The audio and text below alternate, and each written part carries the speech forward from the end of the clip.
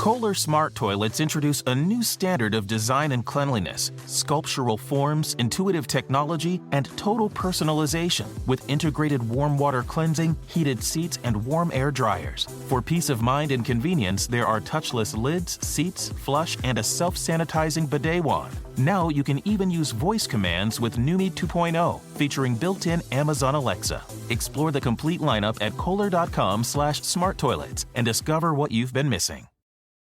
Yeah. You know you need protein to fuel results, but it's not easy when you're drinking the same bland, chalky shake every day. Stop punishing yourself and get to GNC for the best protein in the game, including all the hottest brands and crave-worthy flavors that'll keep you coming back for more.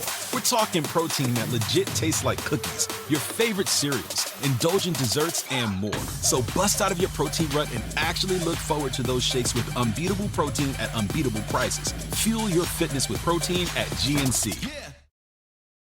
Las acciones dicen más que las palabras. Abre el Pro Access Tailgate disponible de la nueva Ford F-150.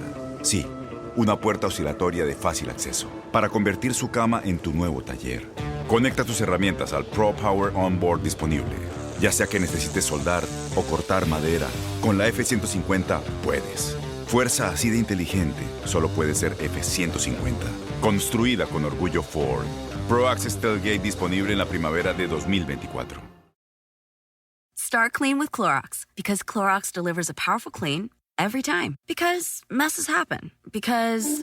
Hey, honey, you know your dad's world-famous chili. Yeah, the one that takes 24 hours to make. So I was trying to help out and bring the pot to the table, but it was like super hot. And then I, dropped it, and now the floor looks all, stained with chili. Look, the point is, you guys cool with pizza for dinner? Honey? Ooh, yeah, that happens. So start clean with Clorox. Use Clorox products as directed. The reviews are in for McDonald's hotter, juicier burgers. Let's hear what Hamburglar has to say. Robble, robble. What our old friend Hamburglar said is, the patties are juicier, the bun is a thing of beauty, the cheese perfectly melted. Robble. My burger dreams have come true. You heard him, folks. These are McDonald's best burgers ever.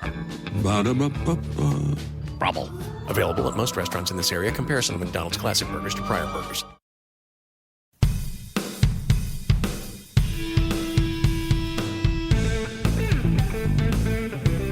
How's it going, and welcome to episode 28 of On the Wire, proud member of the Pitcherless Podcast Network.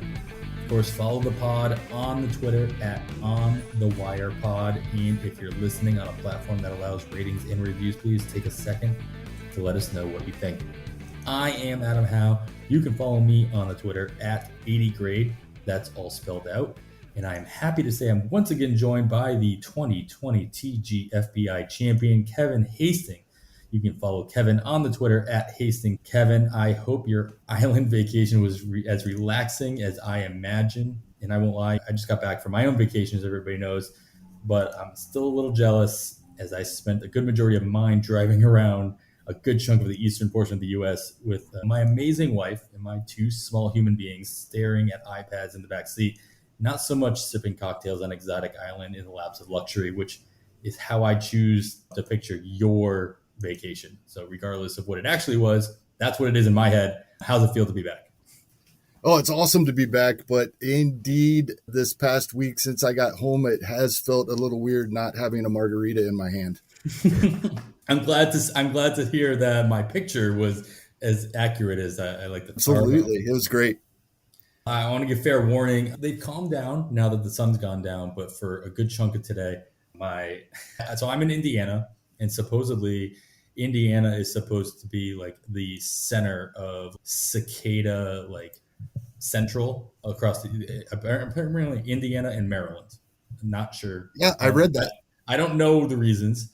Like the worldwide center. Yeah, exactly. Yeah. But nothing in between. It's not like Indiana to Maryland. It's just those two states. And I got a cousin out in Maryland, so she's, posting a bunch of photos and videos and whatnot. They didn't hit us very hard until like about 3 weeks ago. And they are everywhere now. And so I was afraid that I'd get a lot of background noise that I'd have to edit out later. But now the sun's gone down, they've quieted down. So if you happen to notice them, if they come back out, let me know so I can make sure to edit them out. But we don't need them here with us today to talk about FAAB. Instead, we brought on somebody who actually knows what they're doing. And so we're going to lighten our load just a little bit with Kevin's return and bring in a very special guest to help with heavy lifting. And that is our colleague over at PitcherList, Mark McElroy.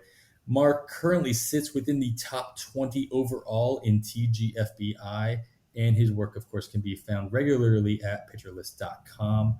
You can and should be following Mark on the Twitter at Mark McElroy B. That will be, of course, linked in the show description, so check that out. Mark, thanks for taking the time to join us this week and break down some FAAB, talk some baseball. How's it going? It's going very well. Thanks for having me. I was super surprised and pumped when you asked me to join. I wish you'd done it last week when I was as high as number 9 in TGFBI, but Kyle Hendricks, he blew up this week and has dropped me way down the standings. So I'm 19th at this current moment. So we're hoping to keep it rolling. Yeah, we got lucky. We had Paul Sporer on the show a couple of weeks ago, and he was, at the time, I think he was 5th or something like that in the main event. And I've double checked those standings since, and he has dropped a little bit. I think he's still in the top 20, but we got lucky with him, got him almost at the peak of where he was at. So hopefully this experience will bump you back up, Mark. Yeah, I'm hoping.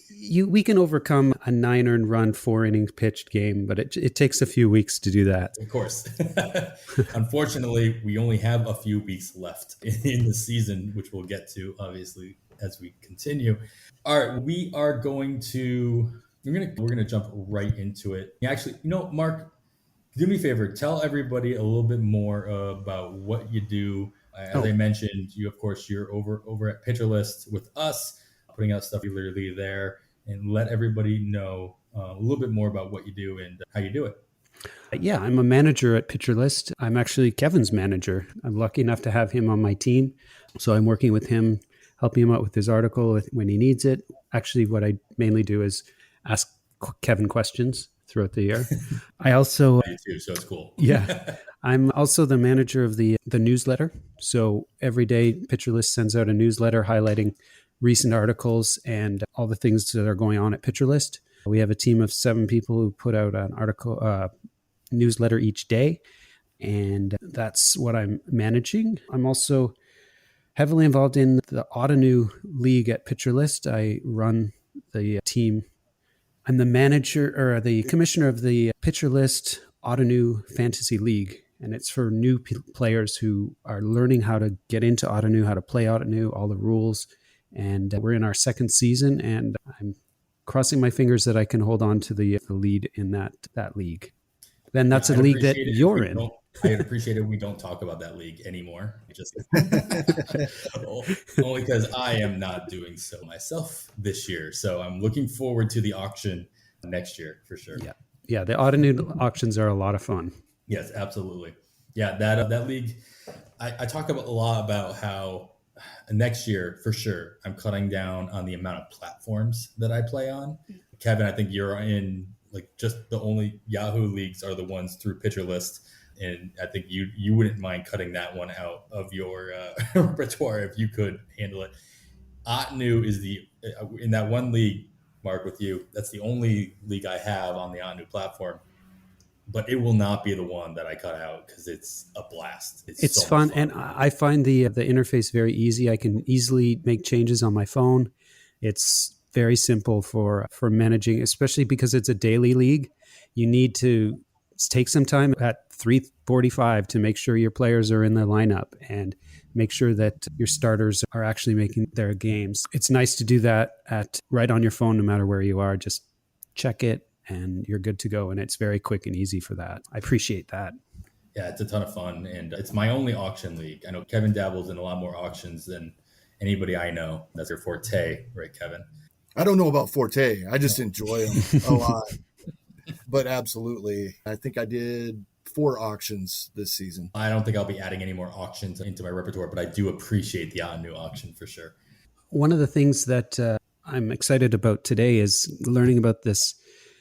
I feel like I'm ahead of the game this week because I'm preparing my FAAB research on Saturday instead of at 6 o'clock on 6 Pacific time on Sunday. I wanted to ask you guys, what are your strategies for handling FAAB process each week? Do you wait till the last minute? Do you spend all day Sunday, or do you dabble throughout the week? Kevin? I do quite a bit throughout the week. Not as much a set schedule going into the week as I am closer to the weekend, but I definitely take notes.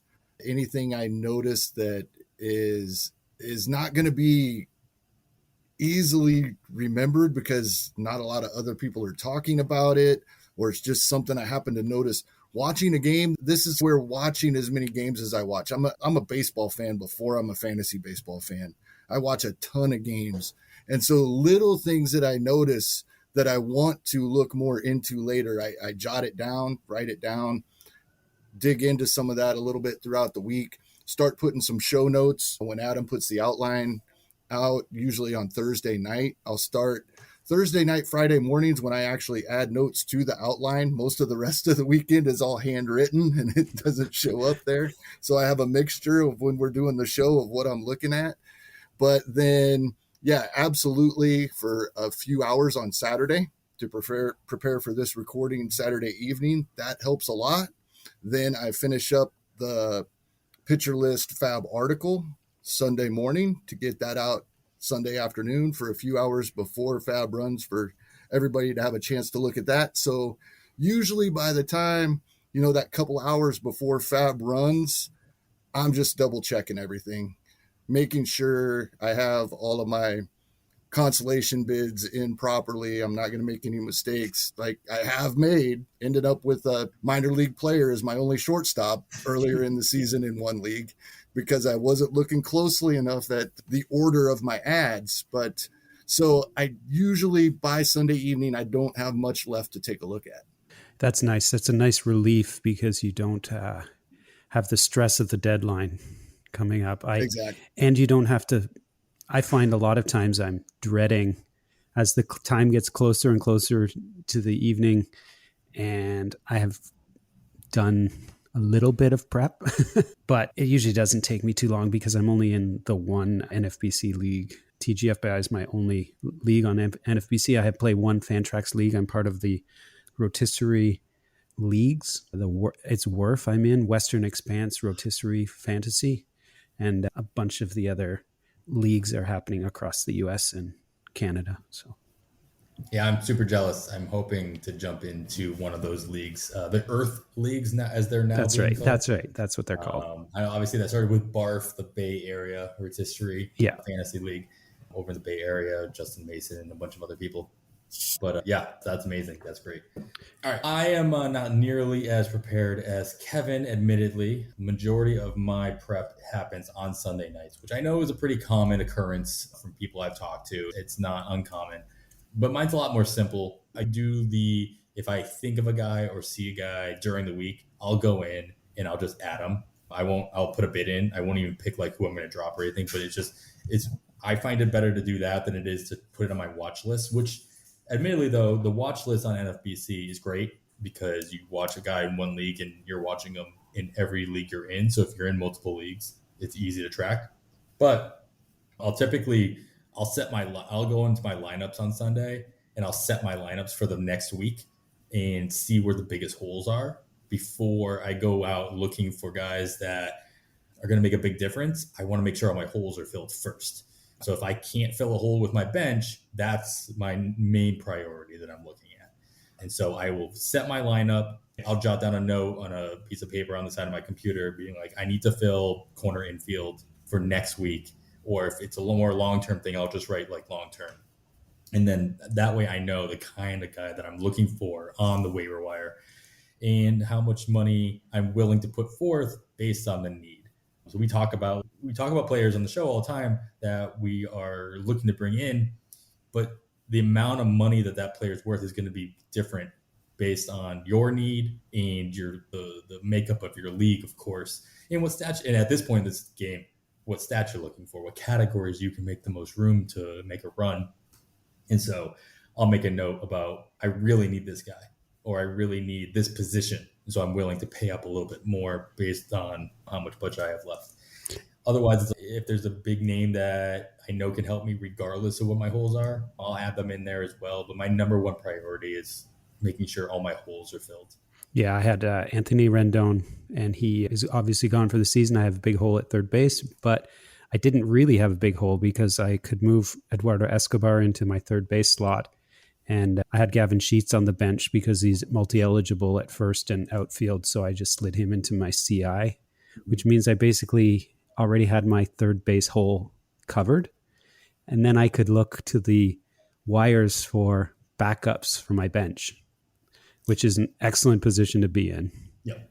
It gives you more opportunity to stash guys if you're that kind of guy that likes to stash players as well. So you don't have to fill the holes. You can fill a possible hole down the road.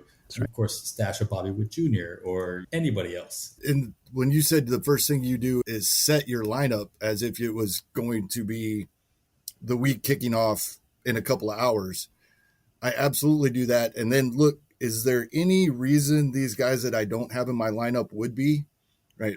Right there, I'm writing down my first drops. My first drop might not necessarily be the worst player on my bench. It's going to be the guy that I know I'm not going to use. That's a good call out there. All right, as we're talking about guys we might be picking up due to different reasons, let's get into our news and notes section.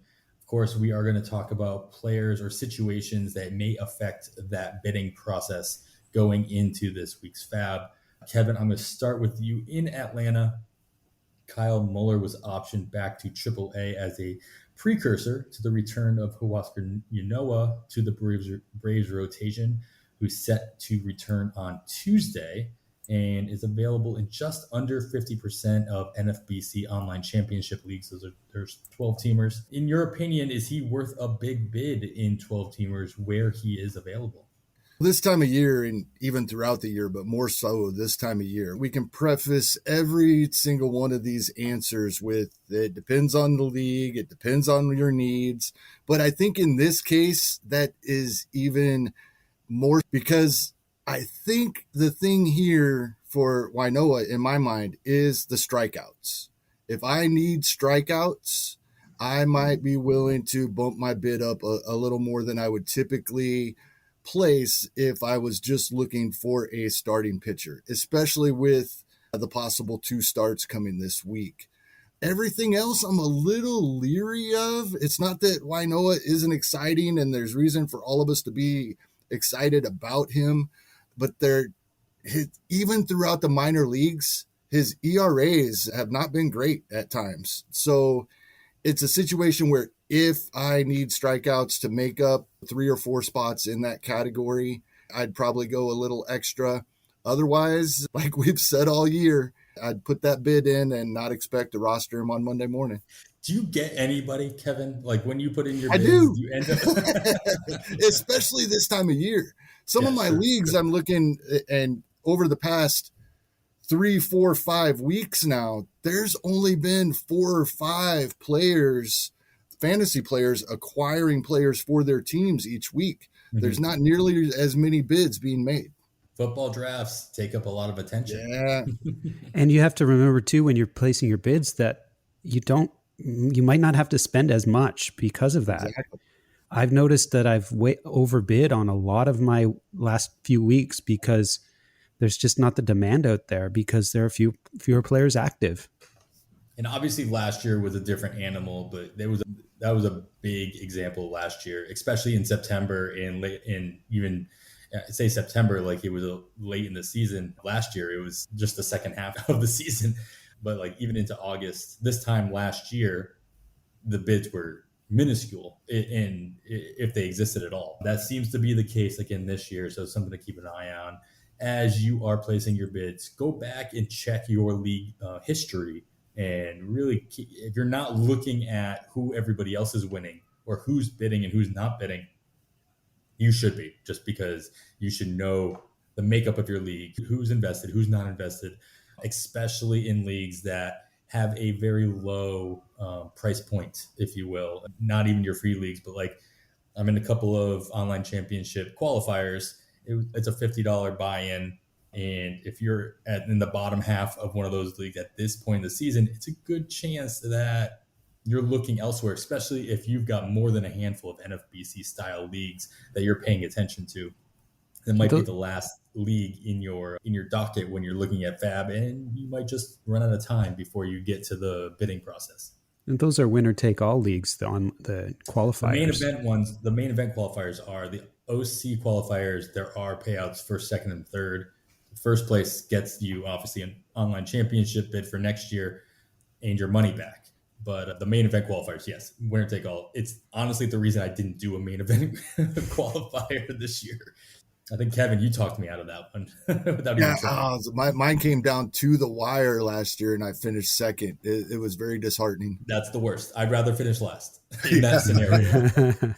All right, Mark, we'll go to Cincinnati for you. Jesse Winker was scratched from the lineup on Friday because of a lower back tightness, and he did not play again today. We're recording this, of course, on Saturday evening. How much does Winker's injury concern play into how you'll manage your outfield the rest of the way? And are you or have you taken any darts at the Cincinnati outfield, assuming they may walk into extra playing time if Winker misses any further time, which he tends to do every now and again? Yeah, he was out of the lineup again today. So that's 3 days in a row he's been out. And Tyler Naquin is taking his spot, or has for the last 3 days. He was in center field today, and we have a really good idea of what kind of player he is, which makes it a little bit easier as a fantasy manager. We can have a better idea what kind of stats he can put up for us, especially when he gets full-time playing time. He brings some power and some speed with a decent average. He's not going to blow you away. He's probably not going to win you your league, but he's going to accumulate some stats. He's going to help you out, and he could be a serviceable replacement. He's got the Cubs and the Marlins this week at home at Great American Ballpark, which are great matchups for him. So even if Winker comes back quickly, Naquin is a good option for the short term. The lower back tightness, I'm not a baseball player, but that's pretty much my life. So I'm not too worried about it. I think he's getting a little bit of time off to get fully recovered. And he should. I don't expect him to be out too long. What I would do, though, is make sure you have an outfield backup just in case we hear something before Monday. Make sure you've got somebody on your bench you can swap in before games start. And at the very least, swap them in on the Monday, the Thursday games. And if Winker's back, say on Tuesday or Wednesday, you've only missed a couple of games and you can get him back in on Friday. I like that as soon as you start talking about how lower back tightness is your life, we both started stretching because it's just like natural. Yeah, now it all of a sudden hurts just by talking about it. So thanks for that, Mark. I'm sorry I brought this up. Naquin is a guy that I brought up in the Batter's Box article over at Pitcher List on Friday after his 2-for-5 day. We had a blast. He had 3 RBIs that day. And the way I look at Naquin is exactly what he's walking into right now. He's great if he can find his way into semi-everyday playing time, and that's going to require an injury. And lo and behold, this is what we're looking at in Cincinnati. So good call out there. I like it. All right, Kevin, Javi Baez hit the IL for the Mets and will be out for the entirety of next week, if not beyond, with Francisco Lindor still out in New York as well. Who is taking reps at shortstop? And honestly, because it's the Mets, do you actually care? I actually do. This is pretty interesting here. It looks like they've actually moved Jonathan Villar to shortstop, who in 15-team leagues is nearly universally owned. He is available in universally rostered, He is available in one TGFBI league. I found that interesting, but only 30% rostered on Yahoo. But the guy that's actually getting more playing time is JD Davis, who we were really excited about last season because the National League had the designated hitter. Since this has happened, JD Davis has been in the lineup every game. He's been 5 for 15 over the last 3, couple runs, couple RBIs. He only has 131 plate appearances so far this season, but in spite of a 31.3 strikeout percentage, he's slashing 303, 420, .495 with 4 home runs, 14 RBI, and 14 runs in just those 131 plate appearances. Looks like he's set for everyday playing time until one of these guys are back, either Lindor or Baez. Yeah, I have VR in 2 leagues where I was just desperate for a middle infielder a couple weeks ago, and he stayed in there, and I think I benched him before obviously the Javi Baez thing happened. The thing, VR has not stolen a base since I think June 16th or June 18th. I have that written down, 16th, and he hasn't even attempted one since July 25th. It's been over 20 games since he's even made an attempt. That's insane. So his 13 home runs, 8 stolen bases look amazing, but we're not getting those stolen bases anymore. No, it's kind of like Cesar Hernandez, who got moved up to the White Sox. He just stopped stealing bases. Yes. He hasn't even attempted. I don't think he's attempted one this year between his time in Cleveland or Chicago. If you're expecting that speed, Villar, in theory, still has it. He's just not in a position or not being given an opportunity to use it as much. And to your point, not even attempting. Never mind actually getting any actual stolen bases. All right, Mark, staying with the Mets, Jacob deGrom was shut down for another 2 weeks, and it's looking like at best he won't be back on the mound for the Mets until, say, around mid-September, if not later.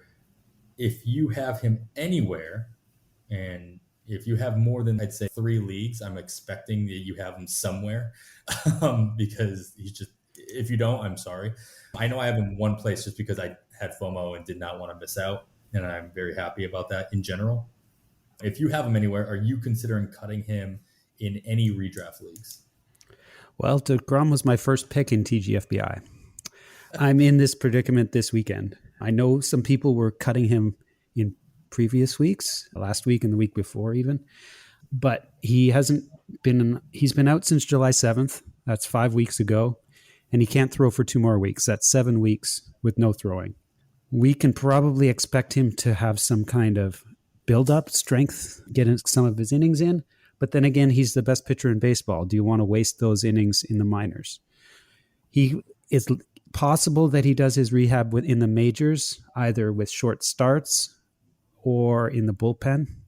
So that's an option, but that's pretty far down the line. It's an elbow injury with forearm tightness. We all know what that sounds like and what it could be. No, I don't want to say it could be. It's an elbow injury with forearm tightness. He's also the best pitcher in the world and has TJS surgery, Tommy John surgery on his ledger. So the Mets need him desperately, but they can't run him into the ground. I would really think at this point that we don't get enough out of him to make it worthwhile keeping him. I think Steamer has him projected for 23 innings, 4 of them being starts. I think that I would pare that down to 3 starts, and some of those starts might not be 5 innings. They certainly aren't going to be 6 and 7 and 8 inning games like we want. He might be awesome in those starts. He might get us 12 strikeouts, but I think that he is going to be slow if he is available. I think the team is going to be extra careful with him. And I might try for some other options. We mentioned Oscar Inoa already. He's coming up. He's got a 2 start. He's ready to go. He might be a good option. He's going to throw more innings. We know that. So it's incredibly tough. Like, I do not want to drop Jacob deGrom. I expect that he will get picked up by someone else. But then again, he might not. Someone else might think exactly the same way I do and just leave him there. So just because we drop a player doesn't mean they're gone. We can always get them back in the following weeks. If something happens next week where prognosis is good and he looks like he's going to be available, then I can bid on him again. But maybe for this week, I don't want to, but it might be the smart thing to do. What do you guys think? Yeah, I think it totally depends on your need. Kevin said at the start of the show, like it totally depends on where you're at, how many guys you have that are hurt, how much flexibility you need. If you don't need the flexibility, if you're in just like this wonderful situation, I have one league like that and I love it. I don't have a lot of guys that are injured. Everybody's producing what they're supposed to at this moment. Now, earlier in the season, that wasn't the case, but everybody's come back and I'm okay. If I had deGrom in that situation and I had the flexibility to hold on to him, yeah, why not? Like, why wouldn't you? You got to have 7 guys on your bench anyway. So it's like, why not have him there? But if I've got 2 or 3 guys even that are injured, I said this at the end of last week's show, like, you can't be afraid to drop anybody at this stage of the year. Cody Bellinger was my biggest example, but like any other first rounder that's not going to produce for 80 to 90% of the remainder of the season for you, it's easily droppable. I'm not blinking an eye if I'm in a situation where I don't have any flexibility and I have deGrom. He's not going to do anything for me for the next at least 4 weeks, at least. And to your point, when he does come back, what percentage is he going to be at? And of course, an 80% deGrom is better than 80% of the other pitchers out there. I get that. But what I can make up if I need it between now and say mid-September probably trumps that. What do you think, Kevin? I think he's my last drop. You try to hold on, but the reality is, even if we looked at a page with his stats, if the name at the top wasn't Jacob deGrom, you'd already dropped him. I like that. Yeah, that's totally true. I've got, in this league, I have Buxton on the IL and Tapia on the IL. So I can drop a guy like Kendall Graveman or maybe Diego Castillo instead of deGrom. Those are options.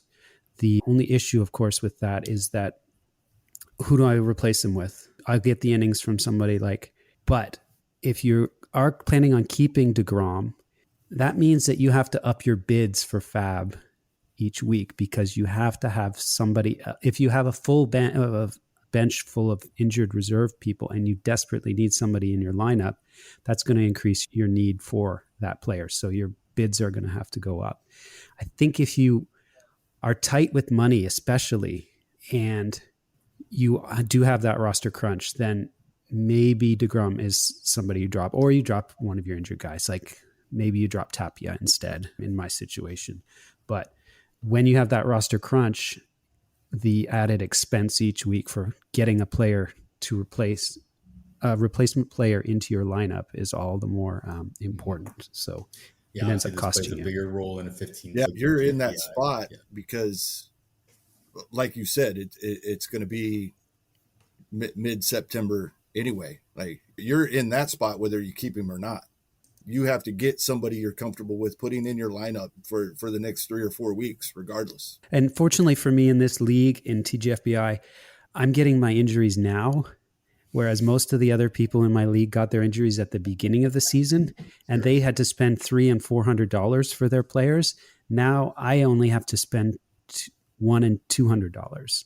And I actually have the money because I didn't need to spend it early in the season. I took Kevin's advice and was very conservative with my FAAB bidding early on. So I didn't need to spend those big bucks, which means I have them now, especially with prices being lower now, which is the best position to be in. All right, let's move on. We'll move out west now, Kevin, to our what seems to be weekly Dodgers check-in. The Dodgers placed Julio Urias on the IL with left calf contusion. And, of course, teammate Mookie Betts has been reported to have a bone spur in his right hip, but plans to play through the pain and address it in the offseason. No word on how much immediate time Betts would miss, even if it's intermittent. But assuming his playing time continues to be spotty for the rest of the regular season, as it has been for the most part throughout the season, who are you watching to pick up playing time in Los Angeles in both the outfield, or in Betts' case, second base as well, and in their rotation? This is a really tough spot. It is, because the hope for the Dodgers is Mookie Betts is going to be in the lineup more days than not. They're not in the position that many of us expected them to be in and having a comfortable division league. I guess we expected it to be less comfortable this season. We were just expecting it to be the Padres, not the Giants, that are pushing them for their division title. But they do have to win ball games prior to October. Unlike past seasons, they could have put the brakes on by now. So they're going to try to get Betts in there. That makes anybody tough because anybody you're using in this situation, if Betts is in the lineup, now Bellinger's back. AJ Pollock has quietly been amazing all season and played, when not on the injured list, played more often than we thought he might. I really don't like anybody here, especially the last few games since this came about. It's been Billy McKinney with his third major league team this season. Filled in for Christian Yelich in Milwaukee, filled in for the Mets when they had injury problems. Now he's playing the last few nights for the Dodgers, but he hasn't been good in his lineup. He's scoring runs and RBI. So if you're in a really deep league, you need somebody, and it ends up, we find out that the Betts is going to miss a few days. You need somebody to help fill your runs and RBI category. Billy McKinney may be an option, but now with Zach McKinstry coming back up. Our boy. Yeah, unfortunately, he hasn't been good, not even in Albuquerque. He's 2 for 17 this month at AAA. So, but he might get another start here or there, and that means Billy McKinney, who isn't the greatest anyway, isn't even playing every day. So really trying to avoid the situation if possible. I think, though, if I really need somebody in a deep league for runs and RBI, it's Billy McKinney. Yeah, to clarify, Betts was actually placed on the IL as well. So he will be out at least through this coming week and into the following.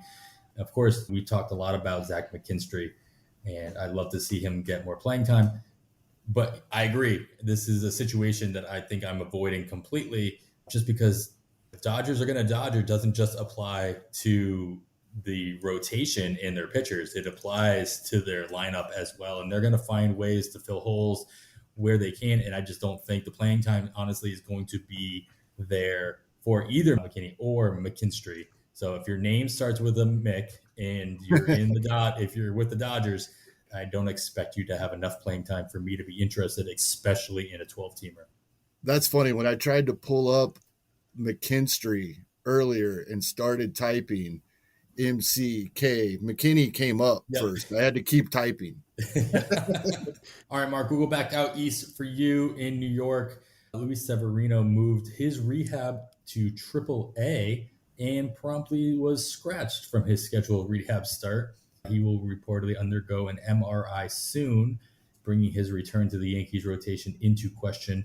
How much hope are you holding on to that he can actually be effective for fantasy rosters in the final month of the season? And if or when he does return, what adjustments do you see the Yankees making to their pitching staff to fit Severino in? Severino just didn't feel right, so I don't know what that means. I don't think any of us knows what it means, but it's bad enough that he has to go to New York for a reevaluation. This is going to greatly impact his cost. I think he was probably, if he was available in any leagues, it was going to be a very big bid this weekend, but I expect that bid to be quite a lot smaller. If you're a risk taker, you could still roster him in the hopes that it's good news. Certainly won't cost you as much as if he had pitched this weekend for AAA in his rehab. So that's an option for people. I think that he would have been an ad everywhere. If you have a bench spot, you add a player like Severino, because Severino and all these pitchers that are returning, they haven't pitched, so they're ready to go. They need their innings. We have so many teams with pitchers who are at their limit, quote unquote. Let's fast forward to the end of September, the middle of September, even the start of September at this point. We've had a short season. How much can we expect teams that aren't contending to push their guys? So many starters are already approaching their more innings pitched than they have thrown in the last couple of years. So anyone with any kind of knick-knack injuries will get skipped or shut down. If we thought the player pool was thin now, it's going to get even thinner in September. Let's think about players like Tarek Skubal, Casey Mize, Trevor Rogers, Zach Gowen, even Kenta Maeda and Shohei Ohtani might get shut down. There's no reason for those teams to push those players. Even contenders don't want to run their guys into the ground. They need them for the playoffs if they make it, and they need them for next year. These are prized pitchers for their organizations. If you look at contenders in Nick's list, Rodon, McCullers, Fried, McClanahan, Patino, Manoah, all these guys have the option, might get shut down. Not shut down, but have their innings limited. Somebody like Severino is beautiful to add because he's a guy who's looking for innings. All these other pitchers are not looking for innings right now. Their teams don't want them to pitch quite as much if they can avoid it. So someone like Severino needs to be added.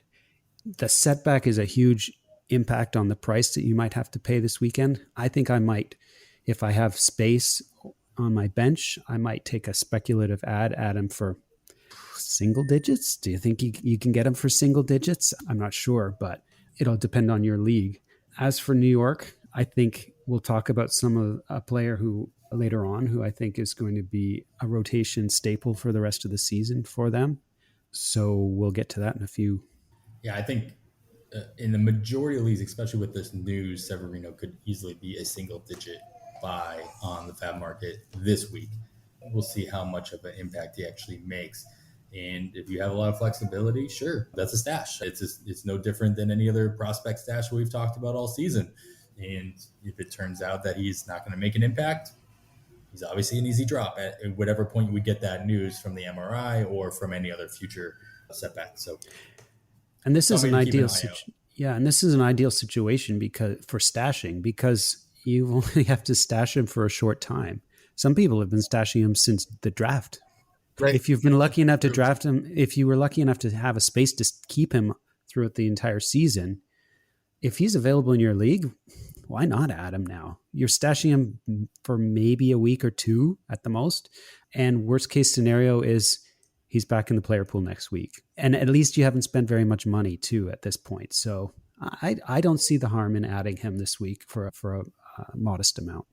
All right, Kevin, we will jump back out west with Josh Harrison exiting the game on Thursday with right quad strain and has been considered day-to-day ever since. If he misses any more extra time, who do you see filling in for him in Oakland?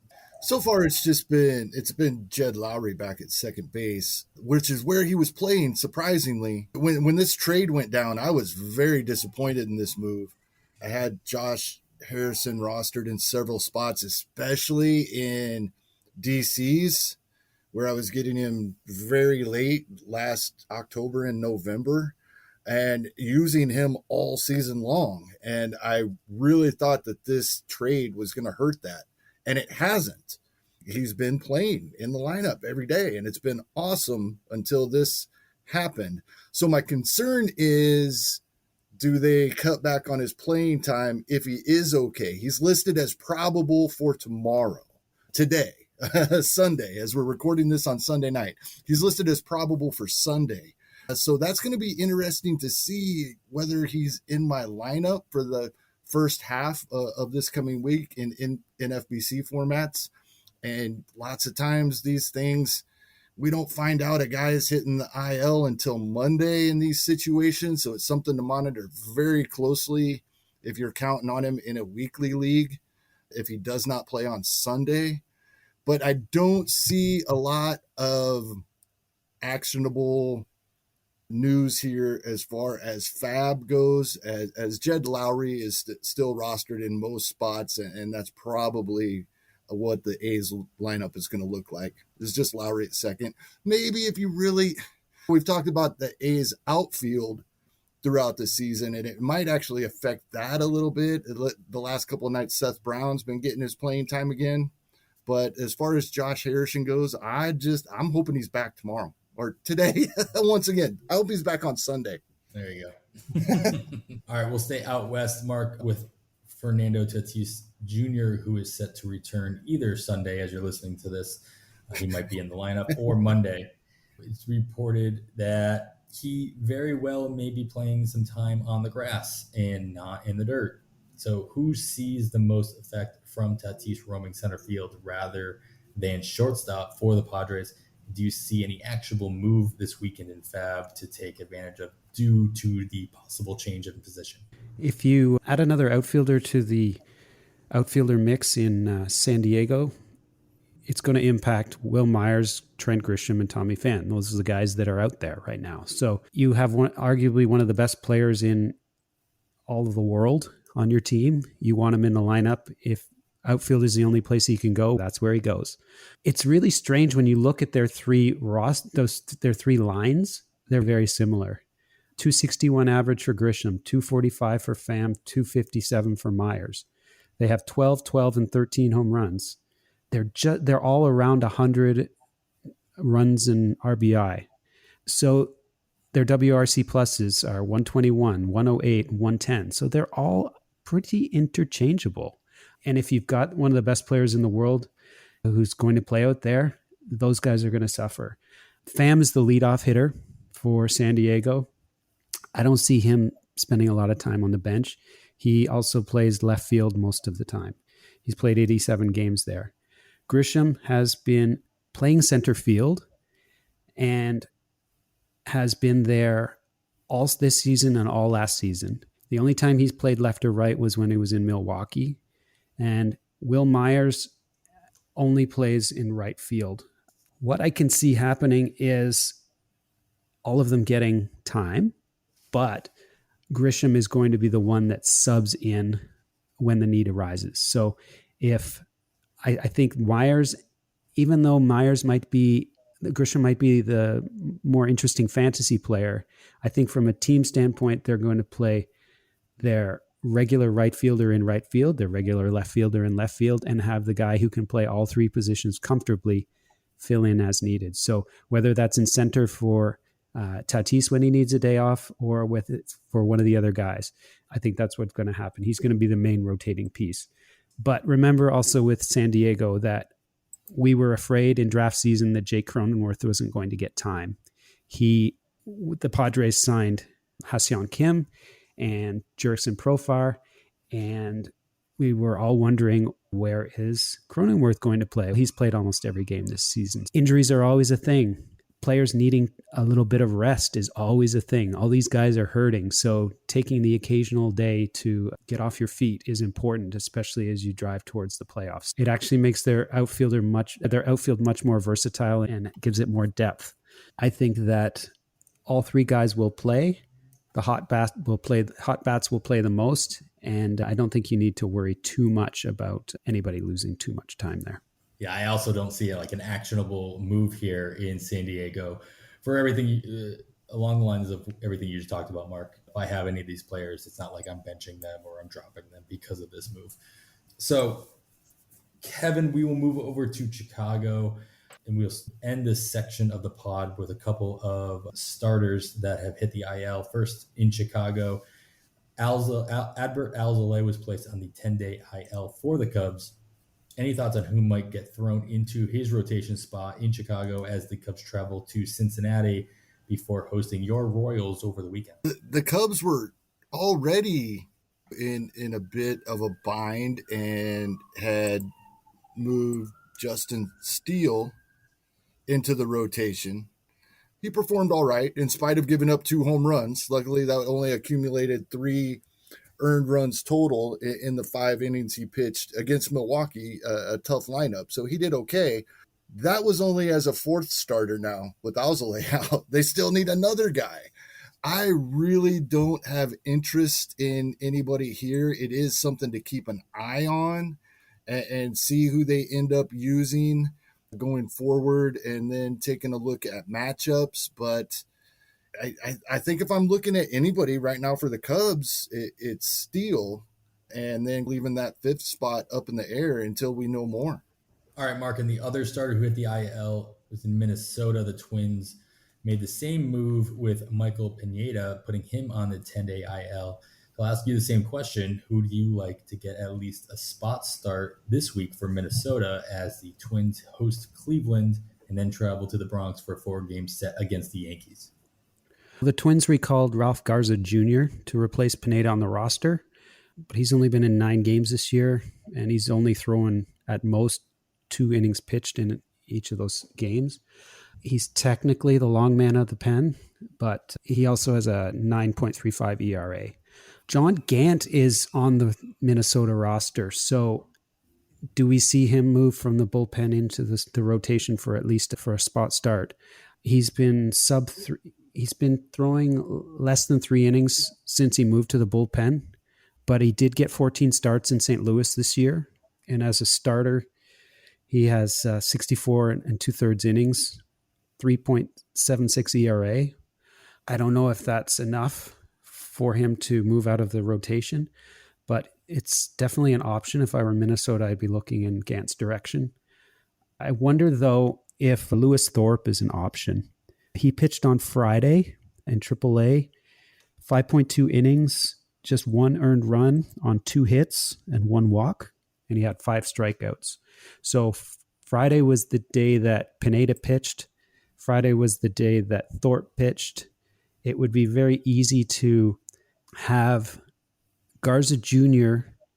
pitch in the bullpen until Pineda's next scheduled start, option him to the minors, bring Thorpe up on his regular rest and regular schedule, pitch for the big club, and then see how it goes. So if I were to put FAAB dollars on anybody in the this situation for Minnesota, I think I'd put some money on Thorpe, and I think he's going to be I don't think he's going to have a lot of interest out there. I think he's going to fly under the radar a little bit. I don't think it's going to cost you a fortune to get him.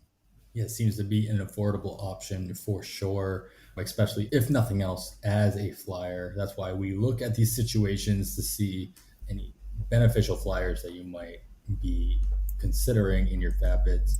All right, and that is going to wrap up our news section of the pod. As always, we do try to keep it focused on news that might affect your FAAB considerations for this Sunday.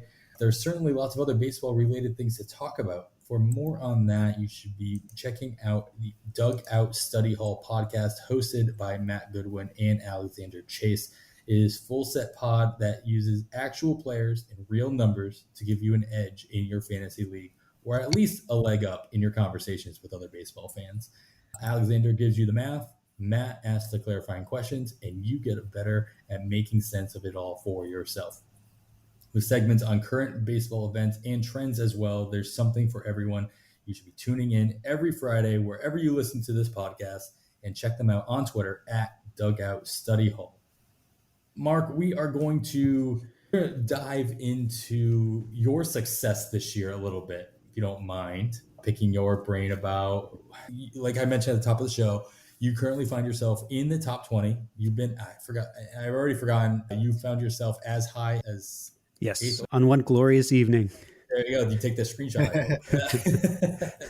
And I remember being in my first NFBC league 2 years ago. I entered the Memorial Day contest. And after day 1, I was first overall in that contest. And you better believe I took a screenshot of that. I don't care how early on it was. It did not last, but I have that screenshot on my phone still. So but I want to talk to you about the success that you've had this year, and how much of that do you attribute to your in-season management versus your draft strategy, and just the whole gambit, to be honest. What have you done? What have you done wrong? What would you take back if you had a chance? You had that time machine that everybody's talking about. What would you have taken from? Also, what have you taken from previous seasons? And this isn't your first foray in TGFBI. What did you take from your experience in not only last year's shortened season, but any previous seasons that you've played, and equated that into your strategy this year that's actually obviously paying off dividends? And on top of all that, I'm asking you a ton of questions up the bat. I'm just going to let you go with it.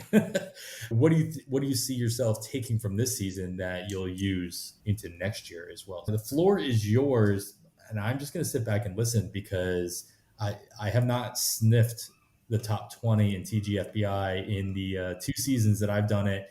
3 seasons if you include the satellite league I was in 2 years ago. So I think I finished 51st last year, which I patted myself on the back, and I was proud of myself. I told my wife about it, and she was less than impressed.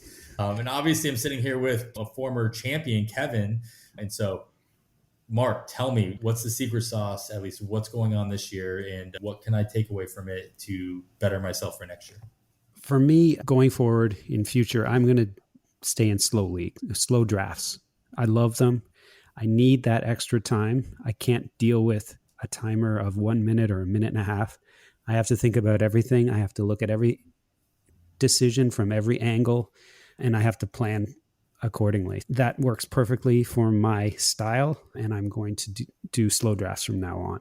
As for my team, I think as much as we would like to get excited about players who have had breakouts or are exciting or are young and talented, I think veterans are boring, but we know what they do. They play. They know how to stay healthy. They know how to adjust when pitchers are pitching them differently. And I'm not saying draft all veterans on your teams, but you need to have some strong players who you know what you can get. And I targeted a few guys like that in my draft. This was important for me to have on my team. Yes, he's younger, but the older players were Marcus Semien, Adam Duvall, even someone like Jonathan Scope and Cesar Hernandez and CJ Cron.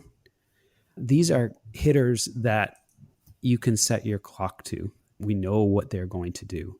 If they stay healthy, they are going to put up the same numbers that they have in each of the last 3 years.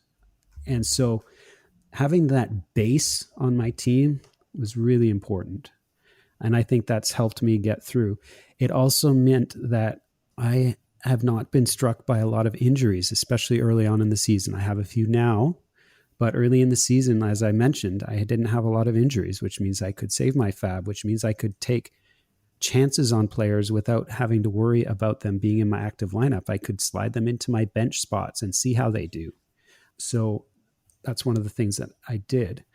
As for my pitchers, after deGrom, I backed him up with Zach Wheeler and Kyle Hendricks, who Kyle Hendricks has been up and down, but there was a stretch there where he was excellent. Zach Wheeler has been spectacular all year. And those were later round picks, mid-single digit rounds. Really lucky and picked up a guy late, not picked him up, but drafted German Marquez, who's been excellent.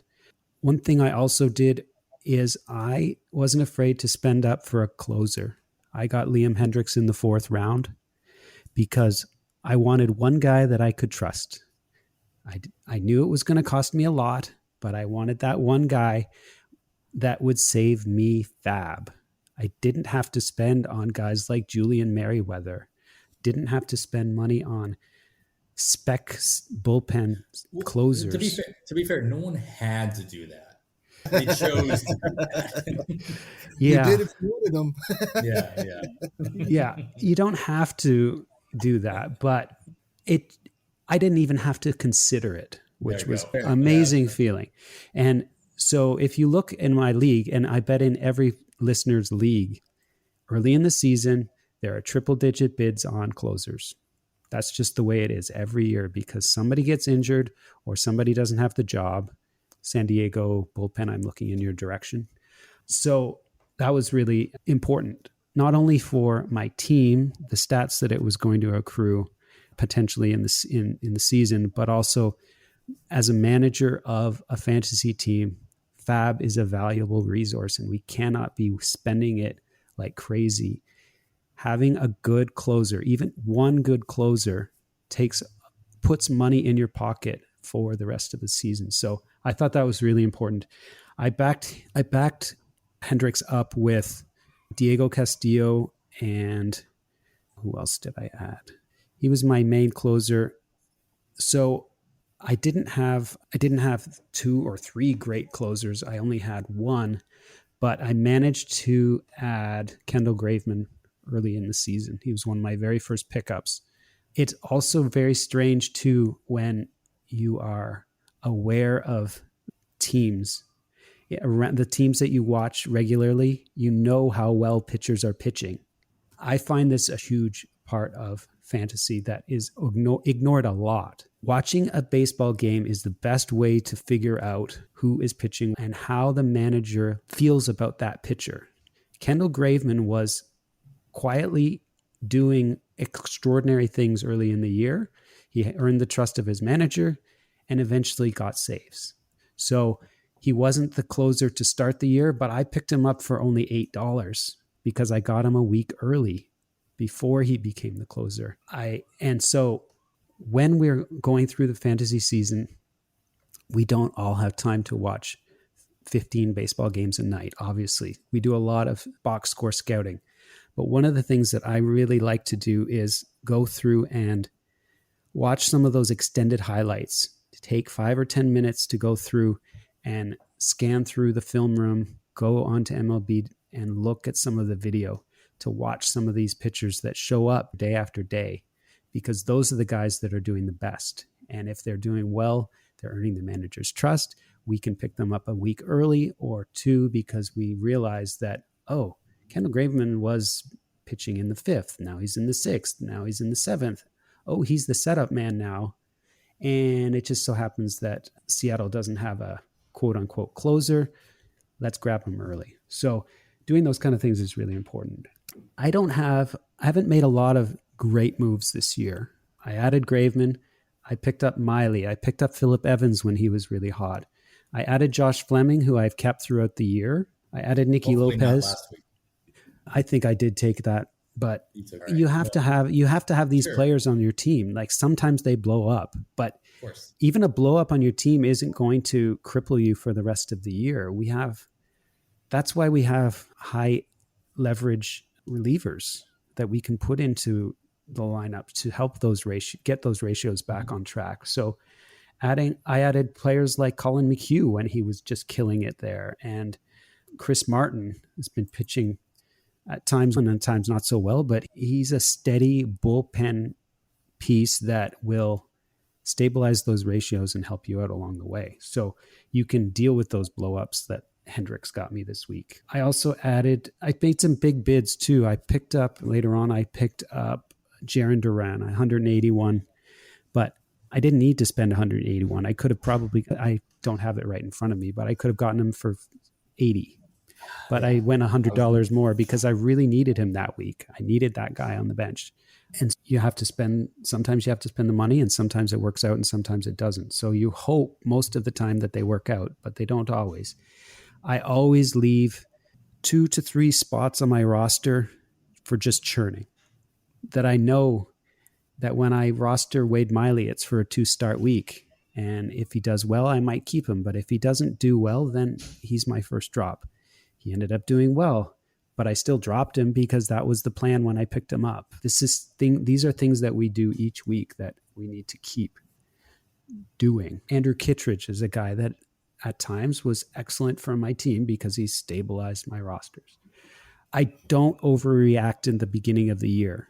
If my players are not performing, I leave them in my lineup and I just let them sit because we have no idea how they're going to perform and when they're going to break out of it. I drafted Anthony Rendon for a reason. I have to trust that reason. I have to trust that off-season research and study to know to keep him in my lineup early in the season, even when he might be struggling. At Memorial Day, it's a different story. Once we get to the mid-May part of the season, I start to look at my team and try to really evaluate who's performing and who's not and dig into maybe why they're not. I might try to move somebody like Rendon, who struggled all year, to the bench, or move him into my CI spot and then move him into the bench with I can find a better CI. At that point, I start making some bigger bids within reason. I'll also do lots and lots of waterfall bids, lots of backups for cheap dollars. Probably have 10 or maybe 15 $1 bids just to make sure I get somebody to fill those roster spots when I need to, because you never want to have zeros ever.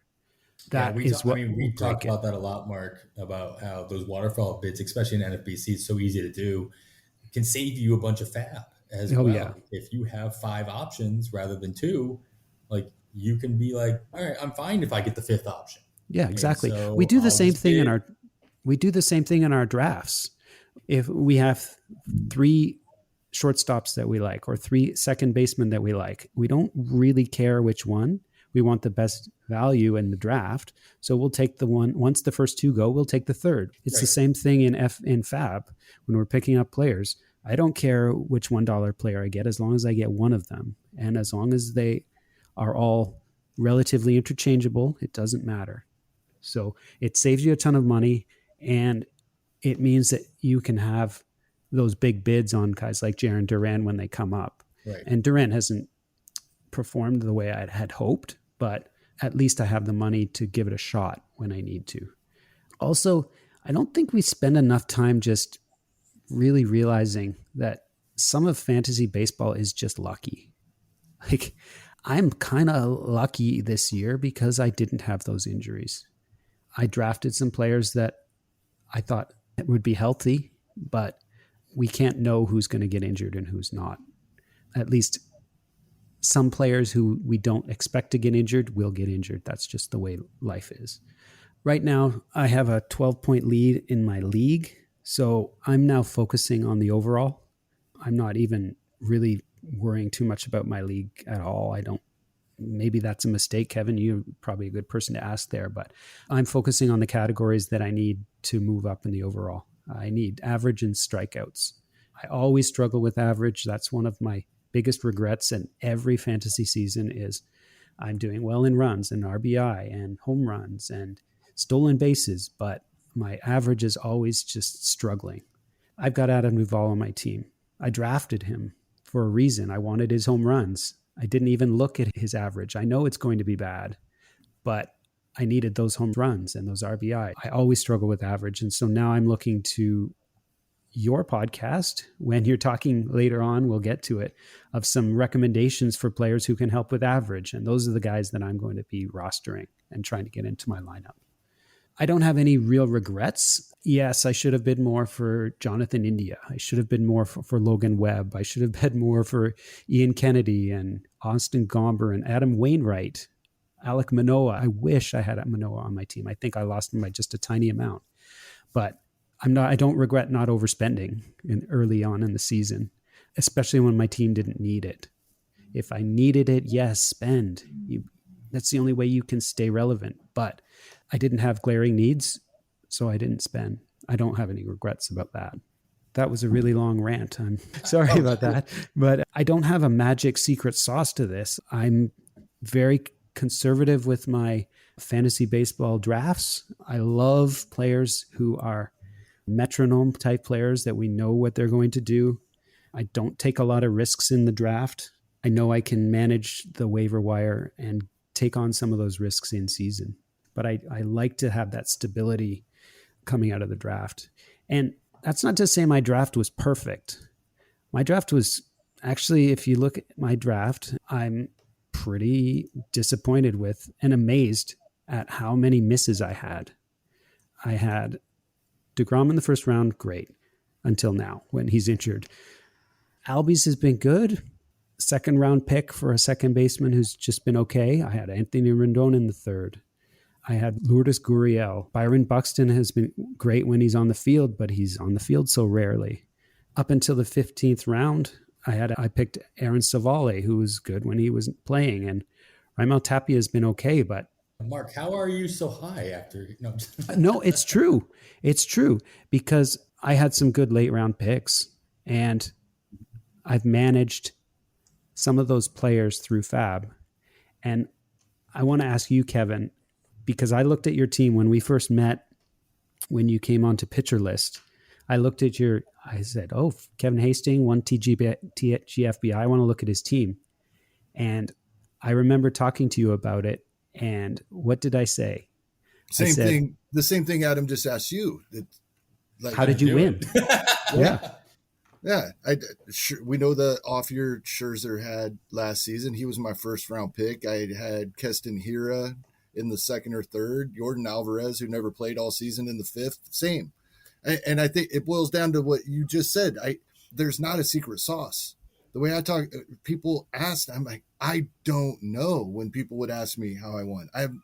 I just played fantasy baseball. You just said that was a really long answer, everything you talked about. And then But it's all those little things just add up. All the little things add up to a big thing. And that's how it works out. And in my mind, that's just the way we play fantasy baseball, is trying to do all the little things. Yeah, I think we all want to have the one player that we can put in the lineup and win, but it doesn't happen. And we have to, it doesn't matter who you take in the first round. It doesn't matter who you take in the 17th round, as long as you, because those players on their own are not going to win you anything. It's the combination of all the things that we do as fantasy managers that combine to a championship. And I don't have any thoughts of winning TGFBI. I'm trailing by too much at the moment, but I'm still competing. I'm working as hard as I can to get higher up in the standings. And doing these little things is something that's really important. I remember looking at your team and I was just I was unimpressed. Yeah. That's your team outside of the draft. But if you look at your team at the end of the season, it looks very different than the team at the beginning of the season. And you have to have those hits in FAAB throughout the season. And some of that is good management, some of it is good timing, and some of it's good luck. Exactly. All right, well, let's move on and give everybody the opportunity to find those hits in FAAB that Mark just talked about.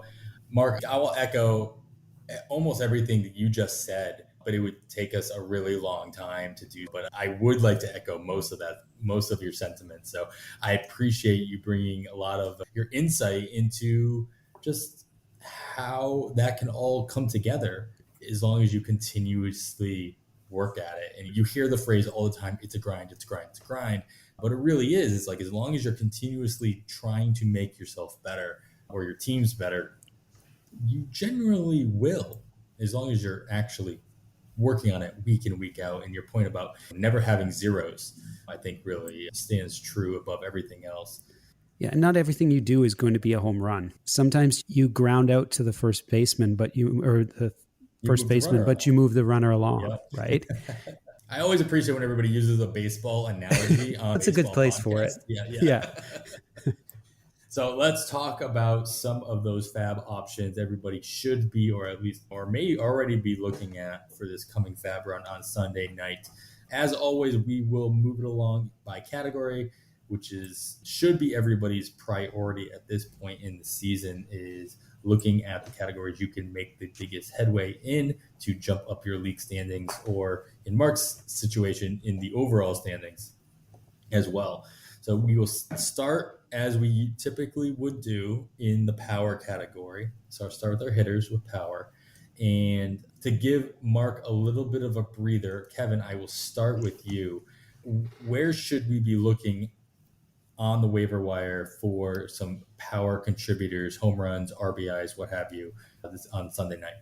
As this goes back to what Mark said about watching games, and for me, it's not just as a Royals fan. When I've played in AL only leagues in the past, and I'll notice throughout the season I start accumulating more and more AL Central players because I'm seeing the teams the Royals are playing against a lot as well. I have been a huge fan of the Detroit Tigers for 2 to 3 months now. Not as far as baseball goes, I can't stand them. But as far as fantasy baseball goes, they're still, I keep updating every few days, the past 30 days, they're still a top 5 run scoring team in all of baseball over the past 30 days. And Renato Nunez is now hit 5th in that lineup for the 3 consecutive games since they called him up. This is a guy that hit 31 home runs in the last full season Major League Baseball played in 2019. In 265 AAA at-bats this season, he hit 291 with 20 home runs, 64 RBI, 59 runs, and he's got the spot. He's going to be in there, including tonight. He's now 4 for 12 in these 3 games, so he's even hitting for a little bit of average. I wouldn't expect the 291 average that he hit at AAA, but I don't think he'll be a killer on the lines of a Joey Gallo or Adam Duvall, who Mark was talking about. I think he'll be right there and not hurt our average. And I expect home runs. And the Tigers are scoring runs, so I expect RBI. I expect some runs scored the rest of the way. This isn't just a move for this week. This is somebody I'm looking to have in my lineup for the rest of the season. All right. So let's see. We'll go over back to Mark. Hopefully you've had a chance to catch your breath. And let me know who's going to help you make that next jump up, at least in the TGFBI standings, in the power category, Mark. I'm not sure if he's going to help so much in power, but I do want Corey Dickerson because he's a part of the Toronto lineup. He's a left-handed batter, which the Blue Jays desperately need, and especially since Rowdy Tellez was traded. So he's one of the only left-handed bats. So against righties, he should see a lot of playing time. And if you can get a player who's hitting regularly against righties in Toronto, then you should go for it. He will get the occasional pinch hit. And while I don't expect him to dominate, he's in a good ballpark and one of the best lineups with opportunities for plate appearances. He might push Gurriel. He might push Grichuk, but he could help across the board with average runs, RBI, and some homers. The Blue Jays are going to be playing a lot of AL East teams, so we're going to get a lot of games in New York and Baltimore and Boston. It's unfortunate for Dickerson this week that he and the Blue Jays are heading to Washington for 2 games, so there's no DH. But if you want a cheap way into the Toronto lineup, then Dickerson's one of your options. Don't forget that Evan Longoria is almost ready to return. If he was dropped in any of your leagues, he's an option for you. They have Chris Bryant playing third base at the moment, who they traded for. Obviously, he's going to stay. He's not going to hit the bench, but he can move into the outfield. So Longoria will have some options for lots of playing time. That's going to have a knock-on effect on outfielders in San Francisco. Alex Dickerson, Lamonte Wade Jr., Austin Slater, and Darren Ruff should see some lost playing time because Bryant will be out there. But the Giants are going to Oakland this week, so they're going to have 3 games with the DH. So it'll be beneficial actually this week maybe to add or not drop those outfielders in San Francisco who are regularly platooned. They might get an extra few at-bats this week. Another option I have is Sam Hilliard. He's very modestly rostered in Yahoo leagues at only 10%. He's 78% in TGFBI, but he's slashed 273, 351, 606 since returning to the team on July 16th. And the Rockies have a week of games in Coors Field this week against San Diego and Arizona. So he's a very good option for some stats this week, including steals. He chips in with those. I also like Lewis Brinson, but I'm going to pass him over to you, Kevin, since I know I'll do a little reveal that he's your graphic for your FAAB article tomorrow. Yeah, Brinson is exciting to me, and for many reasons. One of which is I don't think he's going to be as expensive as many players would be after having the past few games that he has had. He's got that stigma, right? He's a bust. Nobody likes Lewis Brinson anymore. Unless it's spring training. If it's spring training, I love Lewis Brinson. Right. and I don't typically dive very deep into StatCast on this pod. I look at them throughout the week. It's not usually something I talk about. It's what I do in my research to support what we're going to talk about. But there's some really interesting stuff going on with Lewis Brinson, going back to last season as well, but specifically this season. And we're only talking 143 plate appearances with the Marlins so far, including his stint earlier in the season. But for the season, his barrel percentage is up to 9.7%, which is the highest of his career. Okay. His exit velocity is 3 miles per hour higher than it was last season, which was 1.5 miles almost higher than it was the season before. We don't look a lot at average exit velocity, but maximum exit velocity, 113.2. Very nice. Near his career high. He did have a batted ball event back in 2018 when he got the most playing time of his career, just slightly higher than that. His average launch angle is almost double what it has been, which for a lot of guys would be bad, but not for a guy that's been hitting the ball into the ground his entire career. In fact, after having ground ball percentages throughout his career of 60%, 53%, 52.3%, and 50%, it's at 41.9% this season. He's not just hitting the ball on the ground anymore. He's hitting the ball harder than he's ever hit it. And when we had Alexander Chase, who you mentioned earlier, Adam, on in our preseason, we asked him about how to tell if guys are going to sustain their hot streaks or if they're going to come out of a slump. And he said we needed to look at line drive percentage, right? Remember that? And I've thought about that all season. All right. Lewis Brinson for the season, for this entire season and his 2020 season, now has a line drive percentage average over the past 2 seasons of nearly 26%. He has completely changed his approach at the plate. So I don't think this is a fluke, even though it's a small sample size of 143 plate appearances. I think not only do I love Lewis Brinson for this week, they have 7 games, 4 of them at Great American Small Park. This is if I'm in a dynasty league, I'm going and getting this guy that everybody else has given up on right now. You can get him for next to nothing. If somebody even is rostering him, it's not going to take much to get him. He might even be available. This is a guy that's been dropped all over the place. I'm pretty excited about this. I think he's completely changed his approach at the plate. Yeah, I can hear your excitement, Kevin. I listen to your podcast a lot, and this is very excited for you. I'd love to be in your league to see how much you have to spend. You always look it up. Most of the stuff on NFBC is pretty public as long as you know where to look for it. Yeah, it's true. So we'll keep an eye out for that one.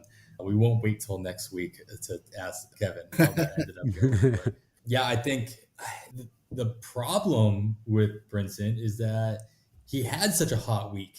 He had such a eye-popping stat line over the last week, and that it's going to make a lot more people think about him than just Kevin. And granted, FAAB bidding isn't what it used to be at the beginning of the season, but it may take a little bit extra to grab him into your outfield, especially in deeper leagues, than it may have if, again, like Mark, you talked about earlier, than if you were a week early.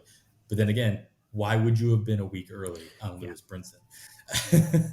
The only way you would have been is if you had saw his increase in playing time and just decided that you wanted those at-bats because the playing time was there. But you're totally right. I don't think he's going to go for... I think he's going to get a lot of attention this week. Yeah, he's readily available. He's 56% rostered in main event leagues, only 15% in TGFBI, 4% in the online championship, 36% in Yahoo, which is not typically the case, especially for an outfielder, to see him so highly rostered in Yahoo versus some of those much deeper leagues. Well, Yahoo has a lot of daily leagues, so it just goes to show how popular he is this week because they're adding him throughout the week. Well, we haven't had the chance to add him yet, so our numbers in weekly leagues are going to go way up. But it just goes to show how much you're going to end up having to pay because there's a lot of interest in him already. If he's up to 36% in Yahoo. Yeah, one bit of caution. When he was coming up, we thought of him as a power speed combo guy. He does not have a stolen base attempt this season. He did steal 4 bases in his limited playing time last season and 2 at AAA this year, but he does not even have an attempt at the major league level. And that's saying something playing for Miami, who has a history of liking to run. Brinson will get added attention. To go back to one guy that, Mark, you mentioned, one guy that's probably not going to get as much of attention that's Corey Dickerson, who just with the time that he's missed the last 2 days, he did come in, was a pinch hitter today on Saturday, probably will play on Sunday, but it's nice to get that kind of mutedness. So you could probably sneak Dickerson in a lot cheaper than you would have if he was having a week like Brinson. Yeah, and I'm not saying that you have to spend the same amount on Dickerson as you did for Brinson, but he's a very good option for a conditional bid. If you don't get Brinson, then put Dickerson way down and make sure you cover that outfield spot, especially if you have Winker. We talked earlier about Winker and whether or not he was going to play. If you need that outfielder to replace Winker, make sure you have someone like Dickerson or Brinson available. Update on that, Winker is set to either come back Sunday, from what I just read, one of those beep, beep, beep breaking news type of things that we don't typically get to do on this show. Yeah, I did read that he is either set to come back Sunday. If not Sunday, then Monday at the latest. So he should be in your lineups for the next week's. And you may not have to make any kind of drastic FAAB moves based on Winker being in your lineup. All right, a lot of good power options there. I will echo exactly what I said somewhat recently. Sam Hilliard was mentioned, and he's very well rostered across very many leagues now, especially with the added playing time he's seeing. He's like a Lewis Brinson type for me.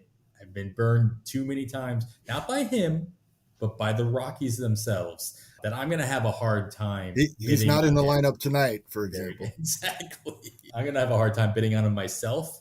But if he's like in a desperation move, if he's my $1 final conditional bid, then so be it. That's fine.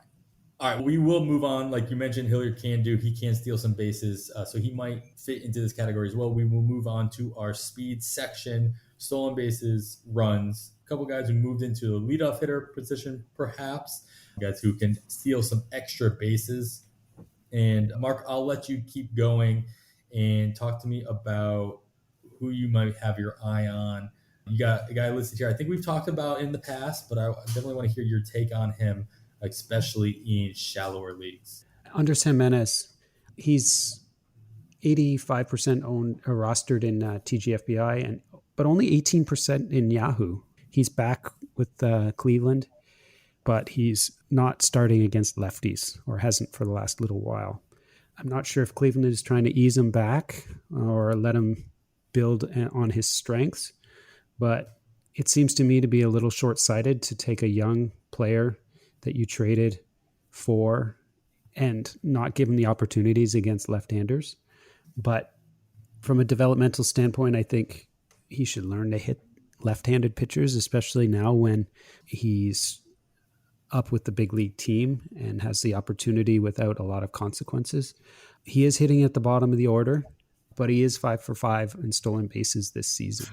So if he gets on base, I think he has the opportunity to grab some steals in limited playing time he's in a strong side platoon right now. And Cleveland has found a way to run a little bit more this year than they had in the past as well. They are in a situation where they probably should be just allowing players to do what they do and what they do well, just to let them get a little bit more comfortable.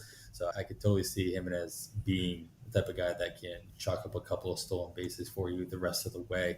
Kevin, you mentioned in the past, like a lot of times you like to rely on me for stolen bases, but I'll be honest, I've been on top of my stolen base article over at Pitcher List for quite a while. So I'm going to lean on you this time. Who are you eyeing for this week to get you a couple stolen bases in that category? This is stolen bases only. I'm not even counting on him for many runs. That's Jorge Mateo, including Saturday. He has started 8 straight games since joining the Baltimore Orioles. He's gone 8 for 32, and it's been nice and spread out. He hasn't had a huge day and a whole bunch of offers. He's pretty much 1 for 4 every day.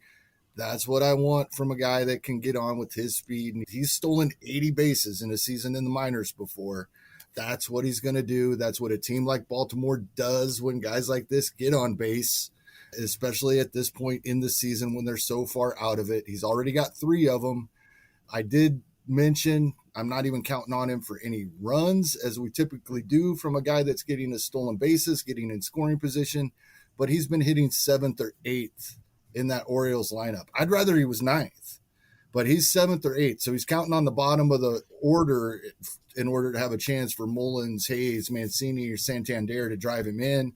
So that's been pretty rare, but the stolen bases will be there. If he continues to play every day for these next 50 games, he could get us double-digit stolen bases. That's a huge jump for this little time we have left.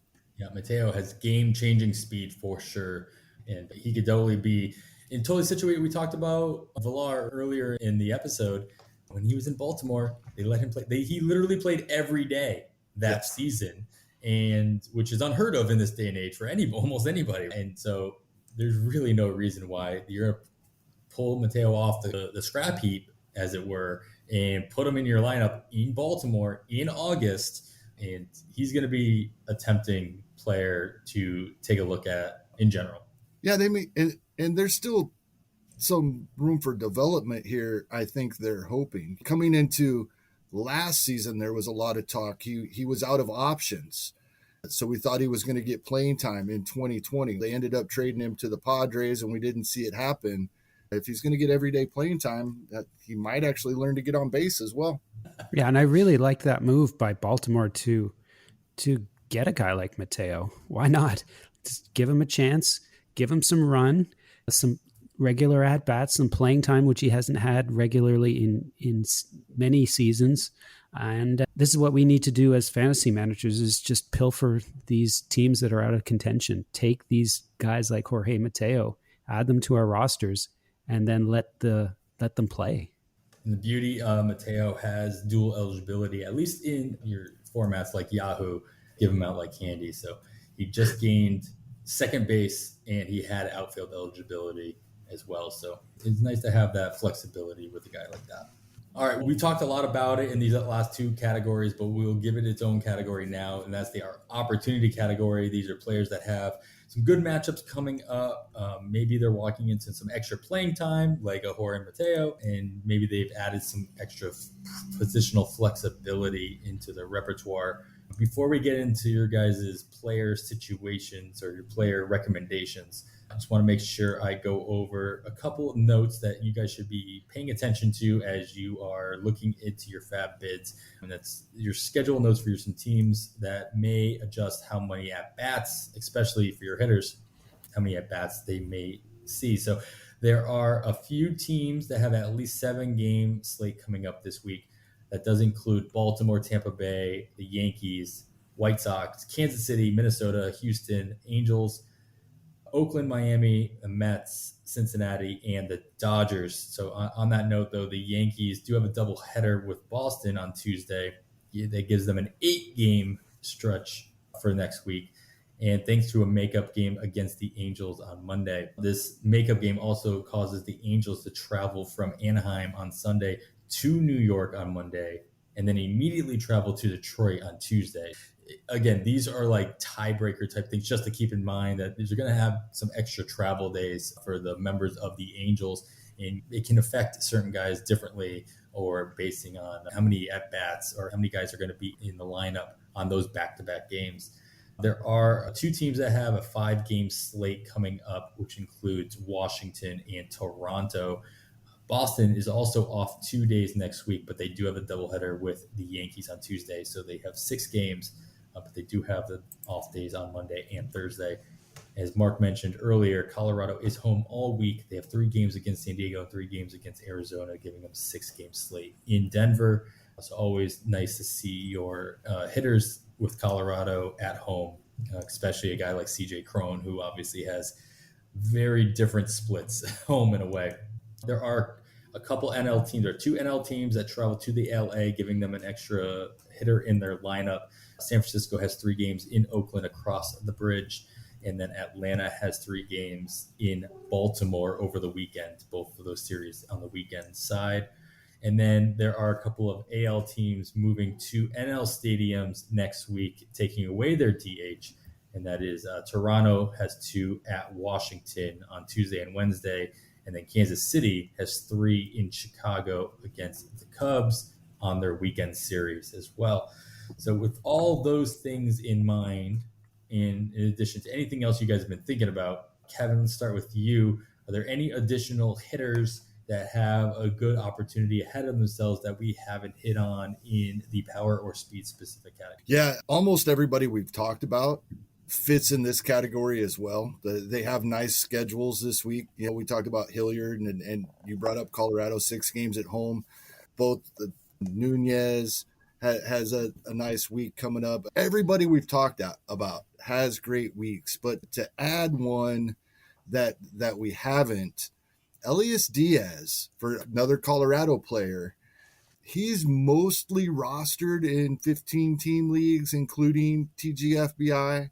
However, 6 games at Coors for the guy that's going to start over half of their games at catcher, and he's another guy with nice home splits, only 18% rostered on Yahoo. I know those are shallower leagues and single catcher leagues in many instances, but he might be worth getting in your lineup in those leagues this week with the 6 games home in Colorado. Not just Colorado, but late summer Colorado. It's hot and humid most of the season. Coors is especially good for runs and not as good for home runs as it has the perception to be. But this time of year is when the ball starts flying out of there at a higher rate. So I like Diaz this week. We don't normally bring up catchers in this spot, but I like him this week. Yeah, that's true. It's good to know who these catcher options are, though, especially in your 2 catcher leagues, which all NFBC leagues are, whether you're a 15-team or a 12-teamer. We've gotten to a point in catcher where streaming is definitely a valuable skill to have in that at that position. And so keeping an eye on those opportunities is definitely key. Mark, who are you looking at that looks like they have some good opportunity ahead of themselves for this week or beyond? When I was preparing for this, I was looking at Aledmus Diaz, but Yuli Gurriel is activated from the IL recently, today, I believe, Saturday. So I thought, oh no, not Diaz. He's going to lose playing time. But Kyle Tucker was then placed on the IL. So Diaz has the opportunity to stay in the lineup. He's been filling in for Yuli Gurriel. He's been filling in for Yuli Gurriel, and during that time, he's gone 12 for 38. His season average is now over 300. He only had 3 runs and 6 RBI in that stretch. He did run a 4.14 BABIP, but he's going to be getting more regular playing time. He's eligible at first, second, third, and outfield on Yahoo, and he's a part of the Houston lineup. So he's one of my targets. Another one is Tyler Wade. We always talk about injuries and who gets impacted.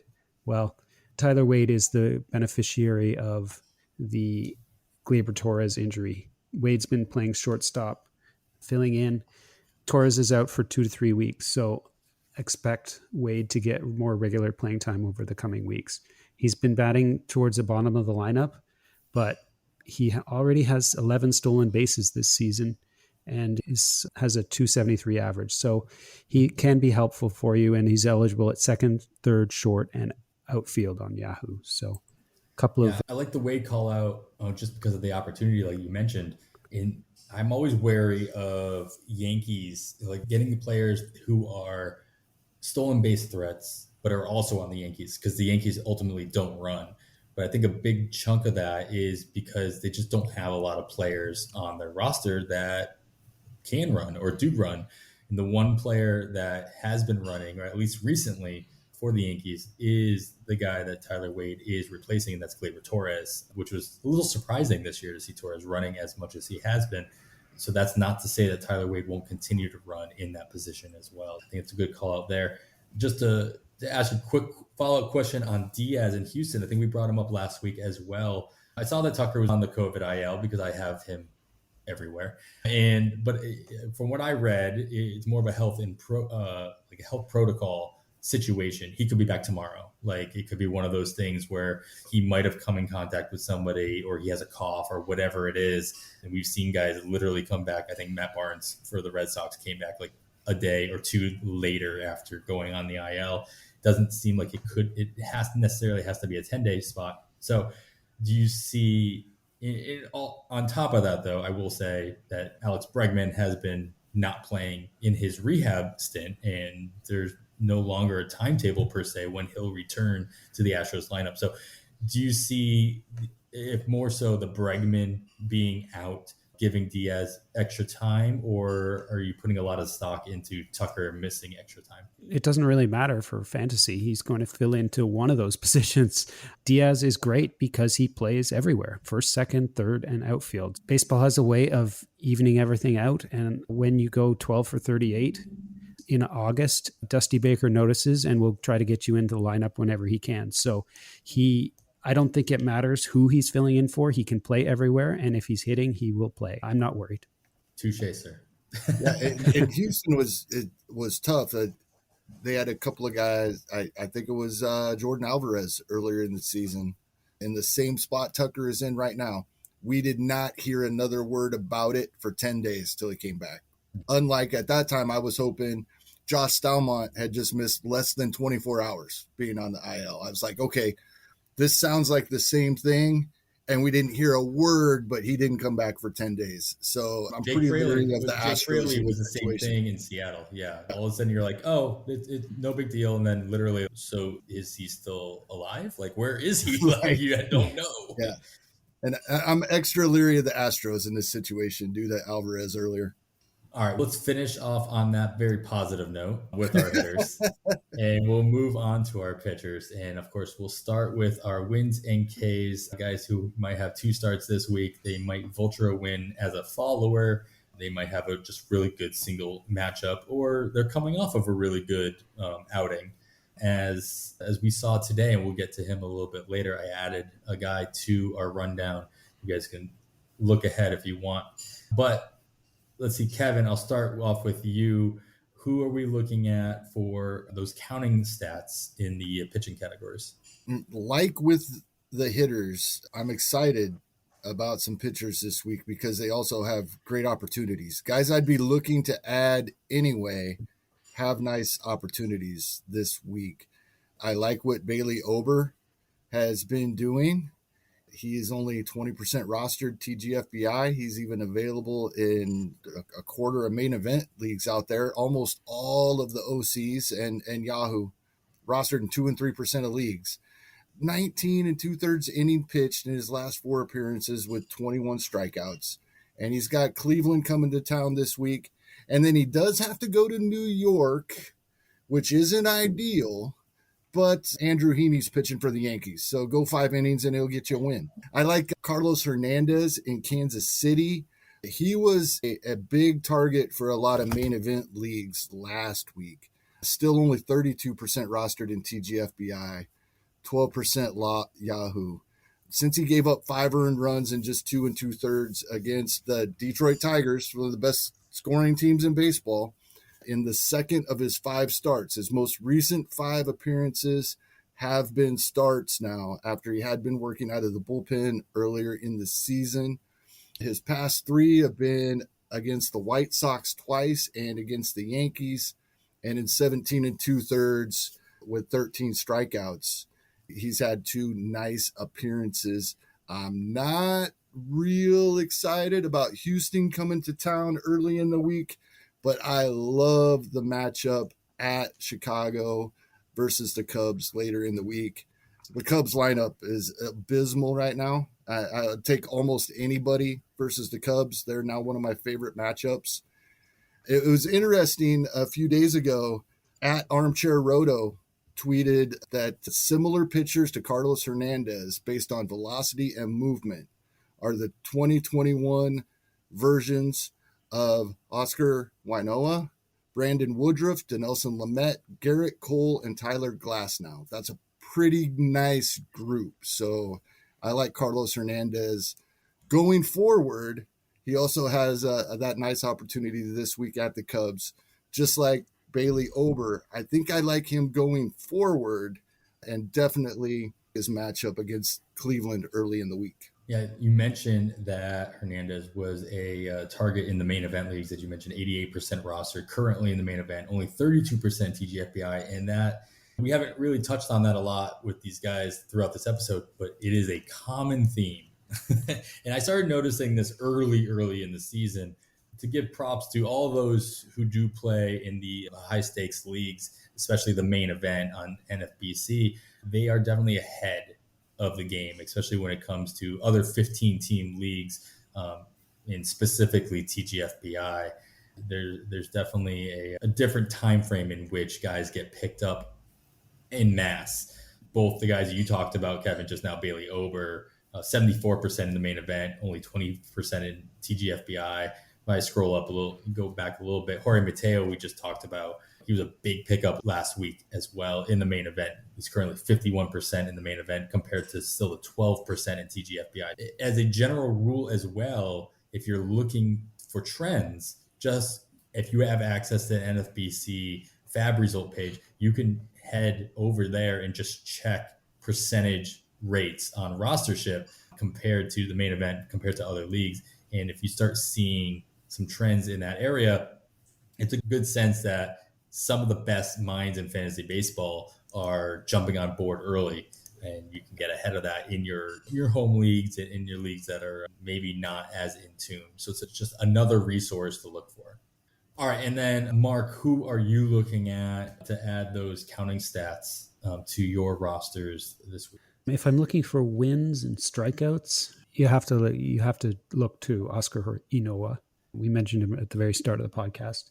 I think he will probably be the largest pitcher add this week. If he is still available, some people will have kept him while he was injured. Some people have picked him up a couple of weeks ago. But if he is available in your leagues and you're looking for wins or Ks, I think he's a must add. He's looking at a 2-start at versus Miami and Washington.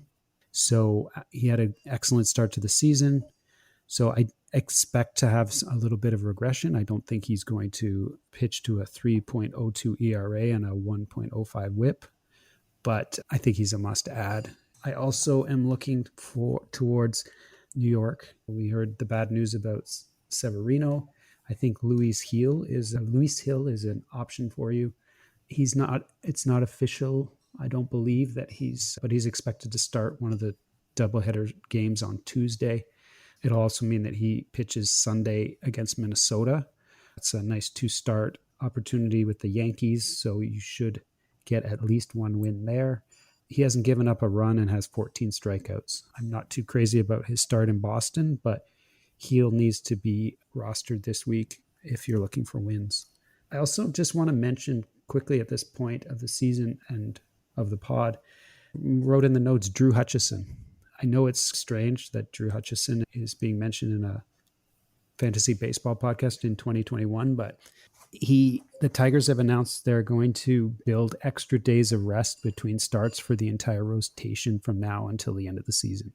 So that's officially from the Tigers. So that means fewer 2 starts for Tigers pitchers. It also means that some of the starters might be limited in that they might not go 5 innings, which means that there's an opportunity in the Tigers bullpen for long relievers, even short middle relievers like Erasmo Ramirez, Derek Holland, Ian Kroll, and Buck Farmer.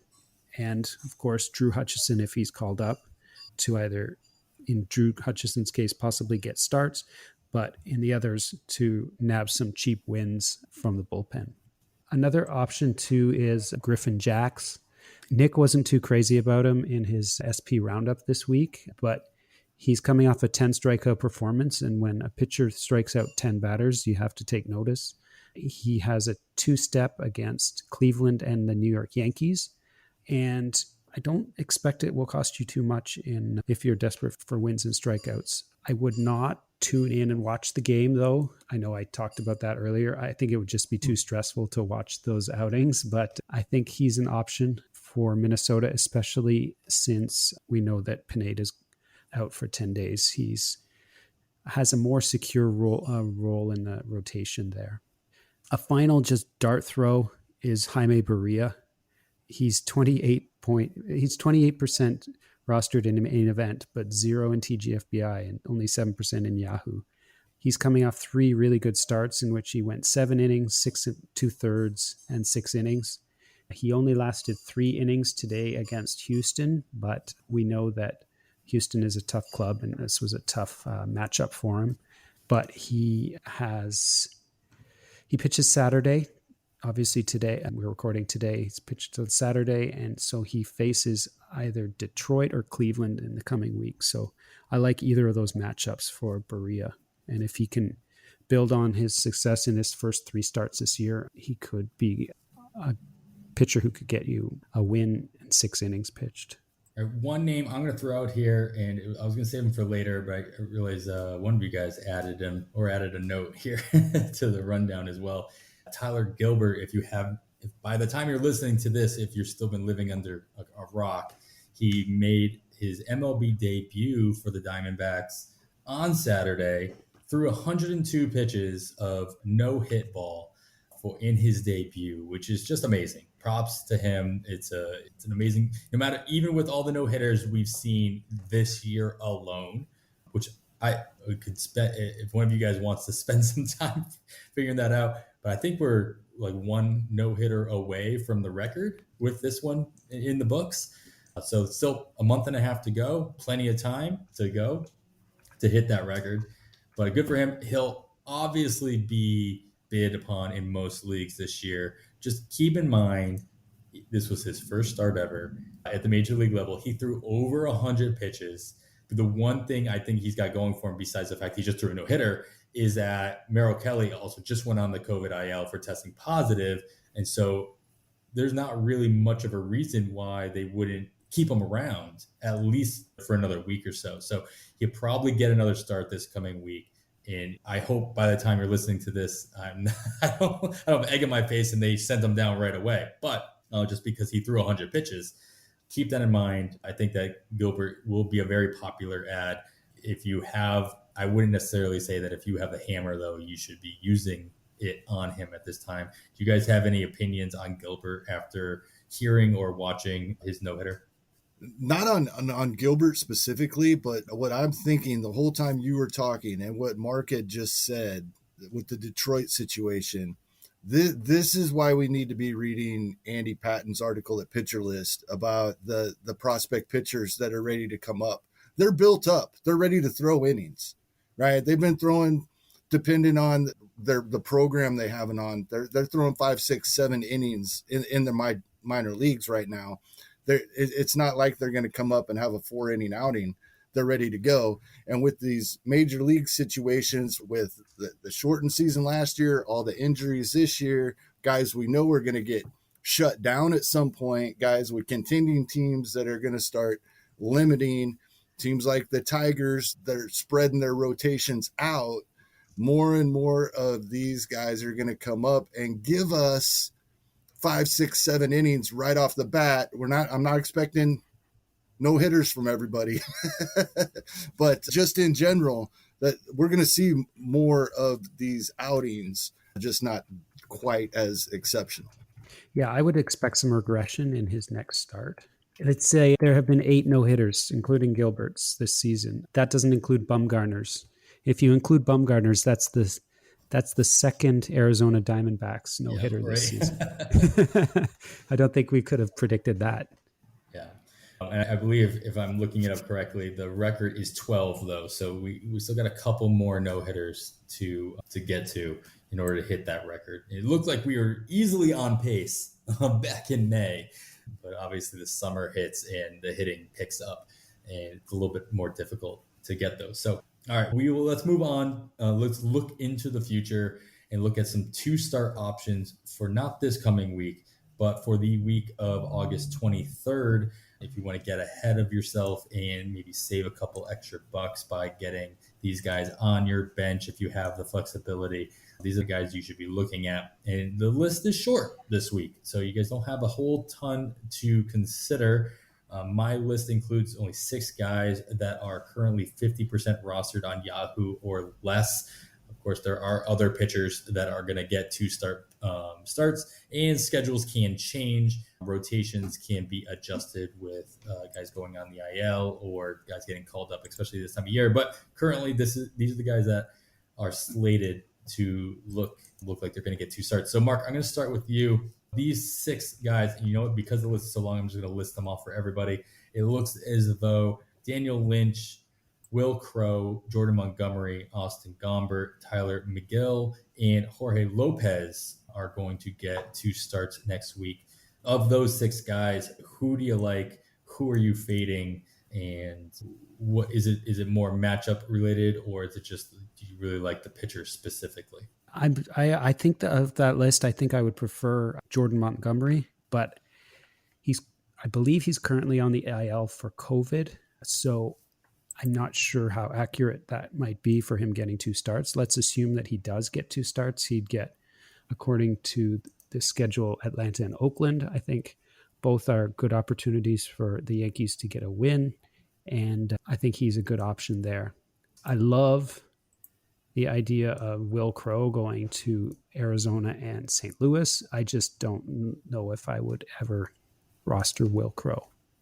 So that's the problem I believe Crowe will be hosting Arizona and St. Louis. So that in Pittsburgh, that's a nice spot. It's not bad. I think it's such a tough situation because do we like Will Crowe because of his matchup or do we like Will Crowe because of his pitching? I think I might avoid that and just stick with Montgomery.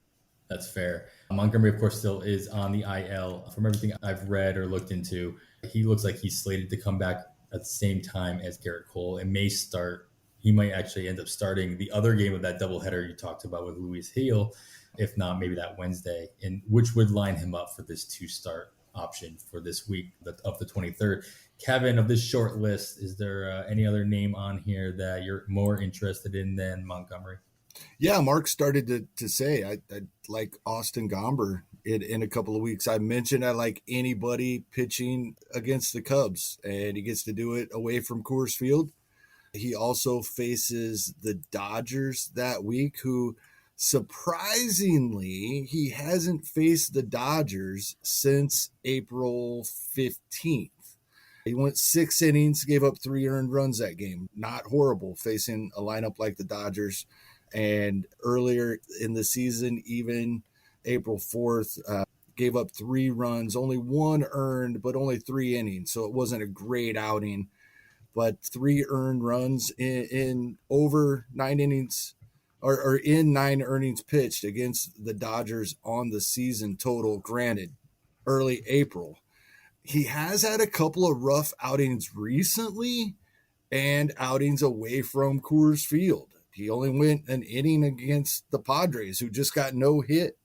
And then he gave up 5 at the Giants last week, who we know the Giants are his nemesis. I've said ever since the whole Gombard thing that we didn't get Gombard, we got San Francisco. I think he gets back on track with especially that outing against the Cubs. All right, let's move on to our mostly reliever section here. And a lot of guys we're going to talk about, I think, fit in both of these categories. So I'm going to mold our ratios, our ERA, WHIP categories, and our saves categories into one discussion here.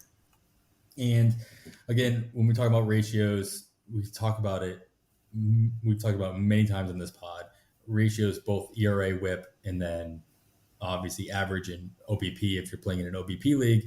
These are the categories that teams can come back to you as well. So these aren't categories you want to ignore per se, or think that there's not enough that you can do with this short period of time to make a big jump. So definitely categories that you need to be paying attention to. And a lot of times these ratios can be chipped away by long relievers or just relievers who are getting a lot of run, as it fits into the category that Mark was talking about earlier with those Detroit bullpen arms might see a lot of extra run coming up as their starters are starting to get toned down a little bit in innings. But one guy I want to mention, and I'm really upset that we didn't record this pod like 2 days ago because I had his name on here before he got a save in Texas, and that is Josh Barlow, who has just been killing it in general. And I think there was a quote from their manager over there that basically said, if he keeps this up, I'm going to have to start giving him save opportunities. And lo and behold, they did, which is going to obviously shoot up the price this coming weekend. Regardless if he gets another save opportunity or not, I think this is the guy that not only is he going to fit into those ratio categories, but he's also going to tack on a couple of extra strikeouts for you. He's not going to hurt you in that category, especially if he's going to continue to get the amount of appearances that he's been seeing as of late as well. Of course, that is Joe Barlow and not Josh Barlow, as I am being corrected via text. I appreciate that. And I was able to pick up Josh Barlow myself in 2 different leagues, in my daily moves leagues, which has been nice because I did get the benefit of that save, but I really didn't pick him up for that reason I picked him up because I knew he could, or I saw that he could be chipping away at those ratio categories. He's been doing that as well. Yeah, Joe Barlow he gave up a run in his second game of the year, and that's it. He's only given up one earned run, a K per 9 of 11.85. This is what you want in a closer. I think he's a great ad and very under the radar. All right, who do you guys got then in these categories? In our typical reliever categories, ratios, chippers, and we'll mold it in with saves. Mark, I will stay with you. Who are you looking at that could fit the bill? Who else do you think we have, guys, that can fit into this category that can, either fit the bill of a ratio chipper or possible saves at this stage in the game? Kevin, I will throw it back over to you. The first guy I should have brought up earlier due to his past couple of outings. He's kind of hurt our ratios a little bit. We haven't talked about him in a couple of months, but Brent Suter in Milwaukee, due to everything Mark has talked about, and we know the Brewers are already they're in contention. They need these guys they planned on shutting down to get them in through the postseason. Woodruff, Burns, Peralta, these guys, they're already pulling back in innings. Brent Suter is one of those guys that for 3 seasons now, not only as he go out, give us night ratios, in spite of giving up a couple of runs in his last 2 outings, he's still at a 2.86 ERA on the season in almost 60 innings pitched. So he has been great for our ratios all season long, just a couple of stumbling blocks. But the kicker is they put him in situations where he'll get the win. He's got 11 wins on the season now, getting 2 of them last week. So Brent Suter is one guy. He's still only 17% rostered in TGFBI and Yahoo. For the types of leagues, he's actually getting some more run in the shallower leagues, if you think about it. The other guy I like is Michael Givens in Cincinnati. The situation's been a mess all season.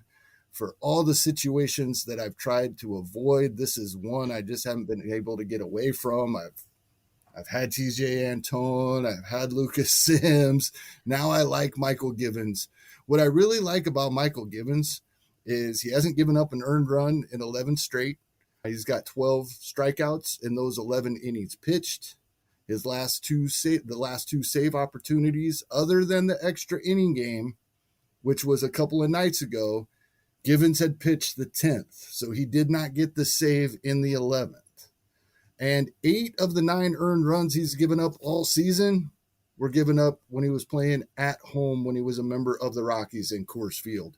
Still has a 2.21 ERA on the season in spite of half of his games at Coors for most of this season. So I really think that finally we might know who the guy is going forward in Cincinnati. But I only think that because every time we do, we're wrong. Well, yeah, every time, but yeah. And I'm going to just step in and tell me I'm wrong. Call some question into it at least. Michael Lorenzen is an option there still. I don't know if there's been a messier bullpen all year. Lorenzen is an option there. I much prefer Givens for saves. Obviously, I think if I were the manager, I would have Givens as the closer. But Lorenzen's been good since he's come back from injury. He's thrown just 8.2 innings, but he hasn't allowed a run, and he struck out 9. We know he's been a starter in the past, so we could expect to see him go multi-inning relief role.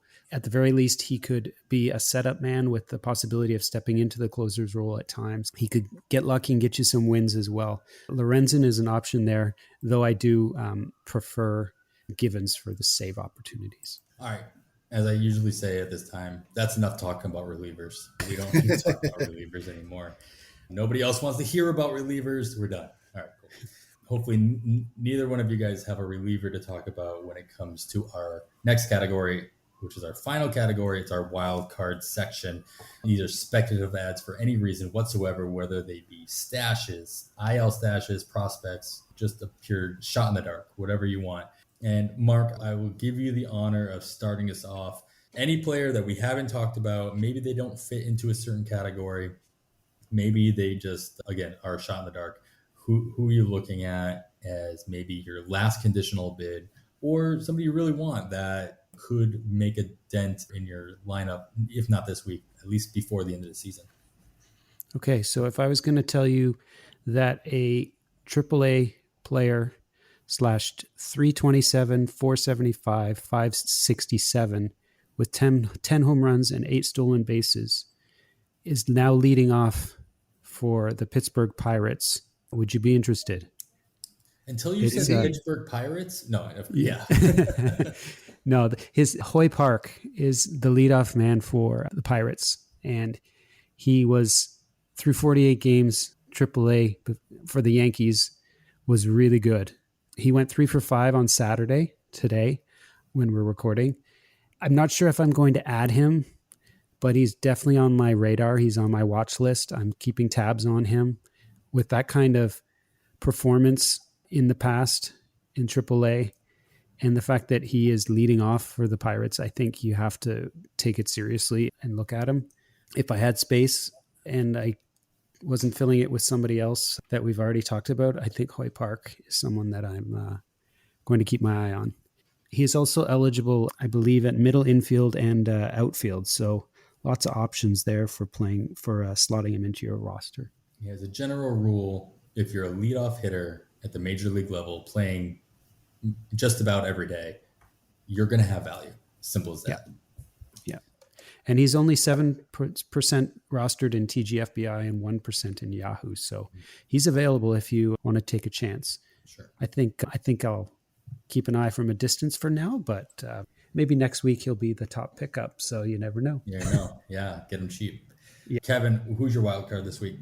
I wasn't here last week, so how long's it been since we talked about Bobby Witt Jr.?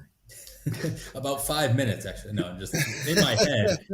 No, Dayton Moore was in Omaha this week. That may mean nothing, but he was there watching games in Omaha. Of course, Bobby Witt Jr. is not the only prospect the Royals have in Omaha, along with some of their top pitching prospects. They also have Nick Prado there, and MJ Melendez was called up to Omaha now as well. But one of the stumbling blocks to Witt Jr. making his way to Kansas City was the COVID protocols. He's been at AAA. Here's the thing. As good as Bobby Witt Jr. was at AA, slashing 295, 369, 570 with 16 home runs and 14 stolen bases, he's performing even better at AAA. And the strikeout rate has come down from 24% to 19.8%. He's got over 100 plate appearances at AAA already. That I wasn't expecting.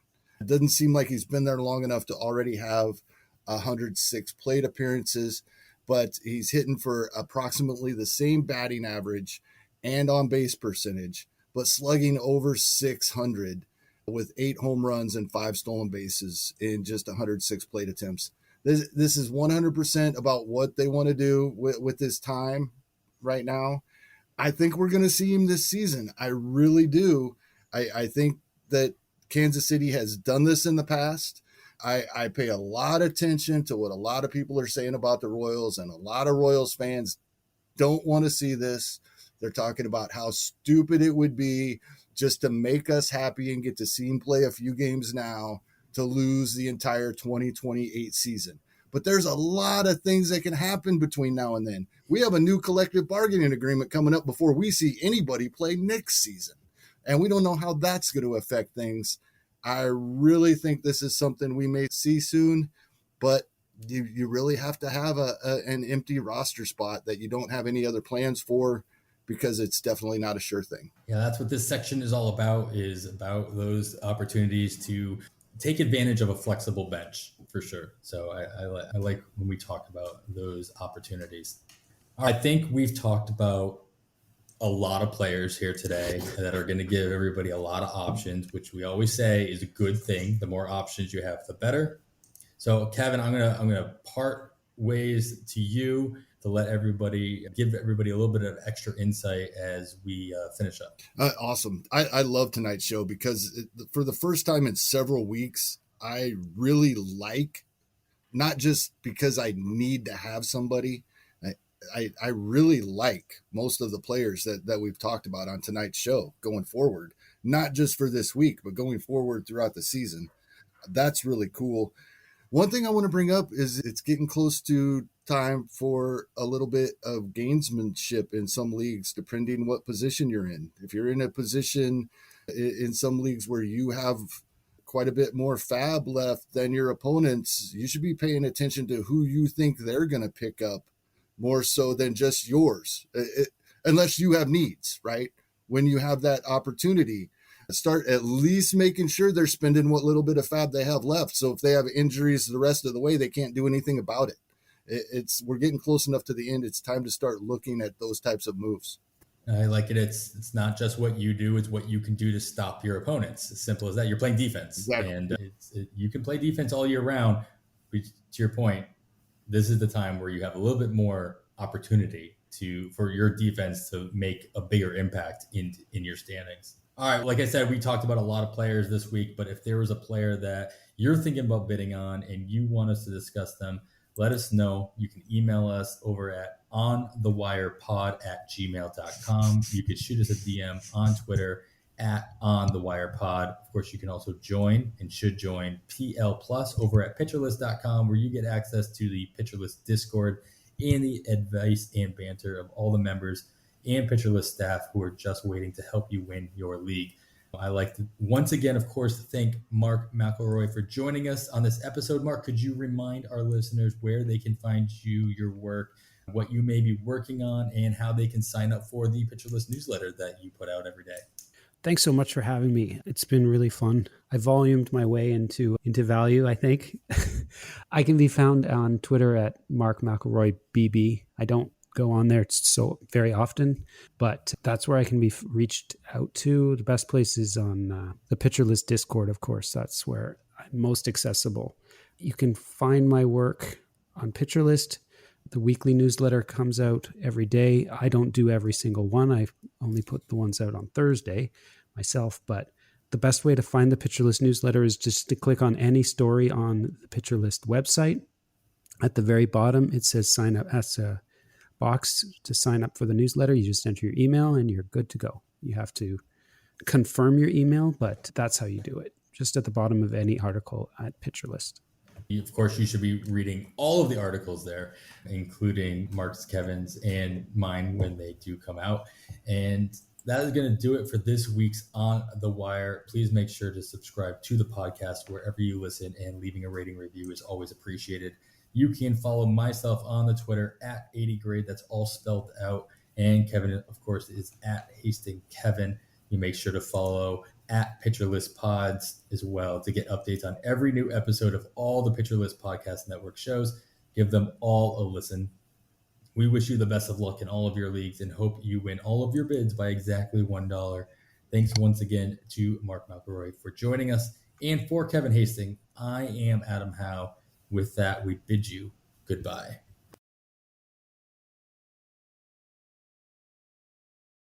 The reviews are in for McDonald's hotter, juicier burgers. Let's hear what Hamburglar has to say. Rubble, rubble. What our old friend Hamburglar said is, the patties are juicier. The bun is a thing of beauty. The cheese perfectly melted. Rubble. My burger dreams have come true. You heard him, folks. These are McDonald's best burgers ever. Ba-da-ba-ba-ba. Rubble. Available at most restaurants in this area. Comparison of McDonald's classic burgers to prior burgers. When it comes to teaching kids and teens about money, practice makes perfect. That's where Greenlight comes in. With a debit card and money app of their own, kids learn to earn, save, spend wisely, and invest. Parents send instant money transfers, create custom chores, and automate allowance, while kids track their spending, set savings goals, and practice money skills they can use today and for life. Get 1 month free when you sign up at greenlight.com/podcast.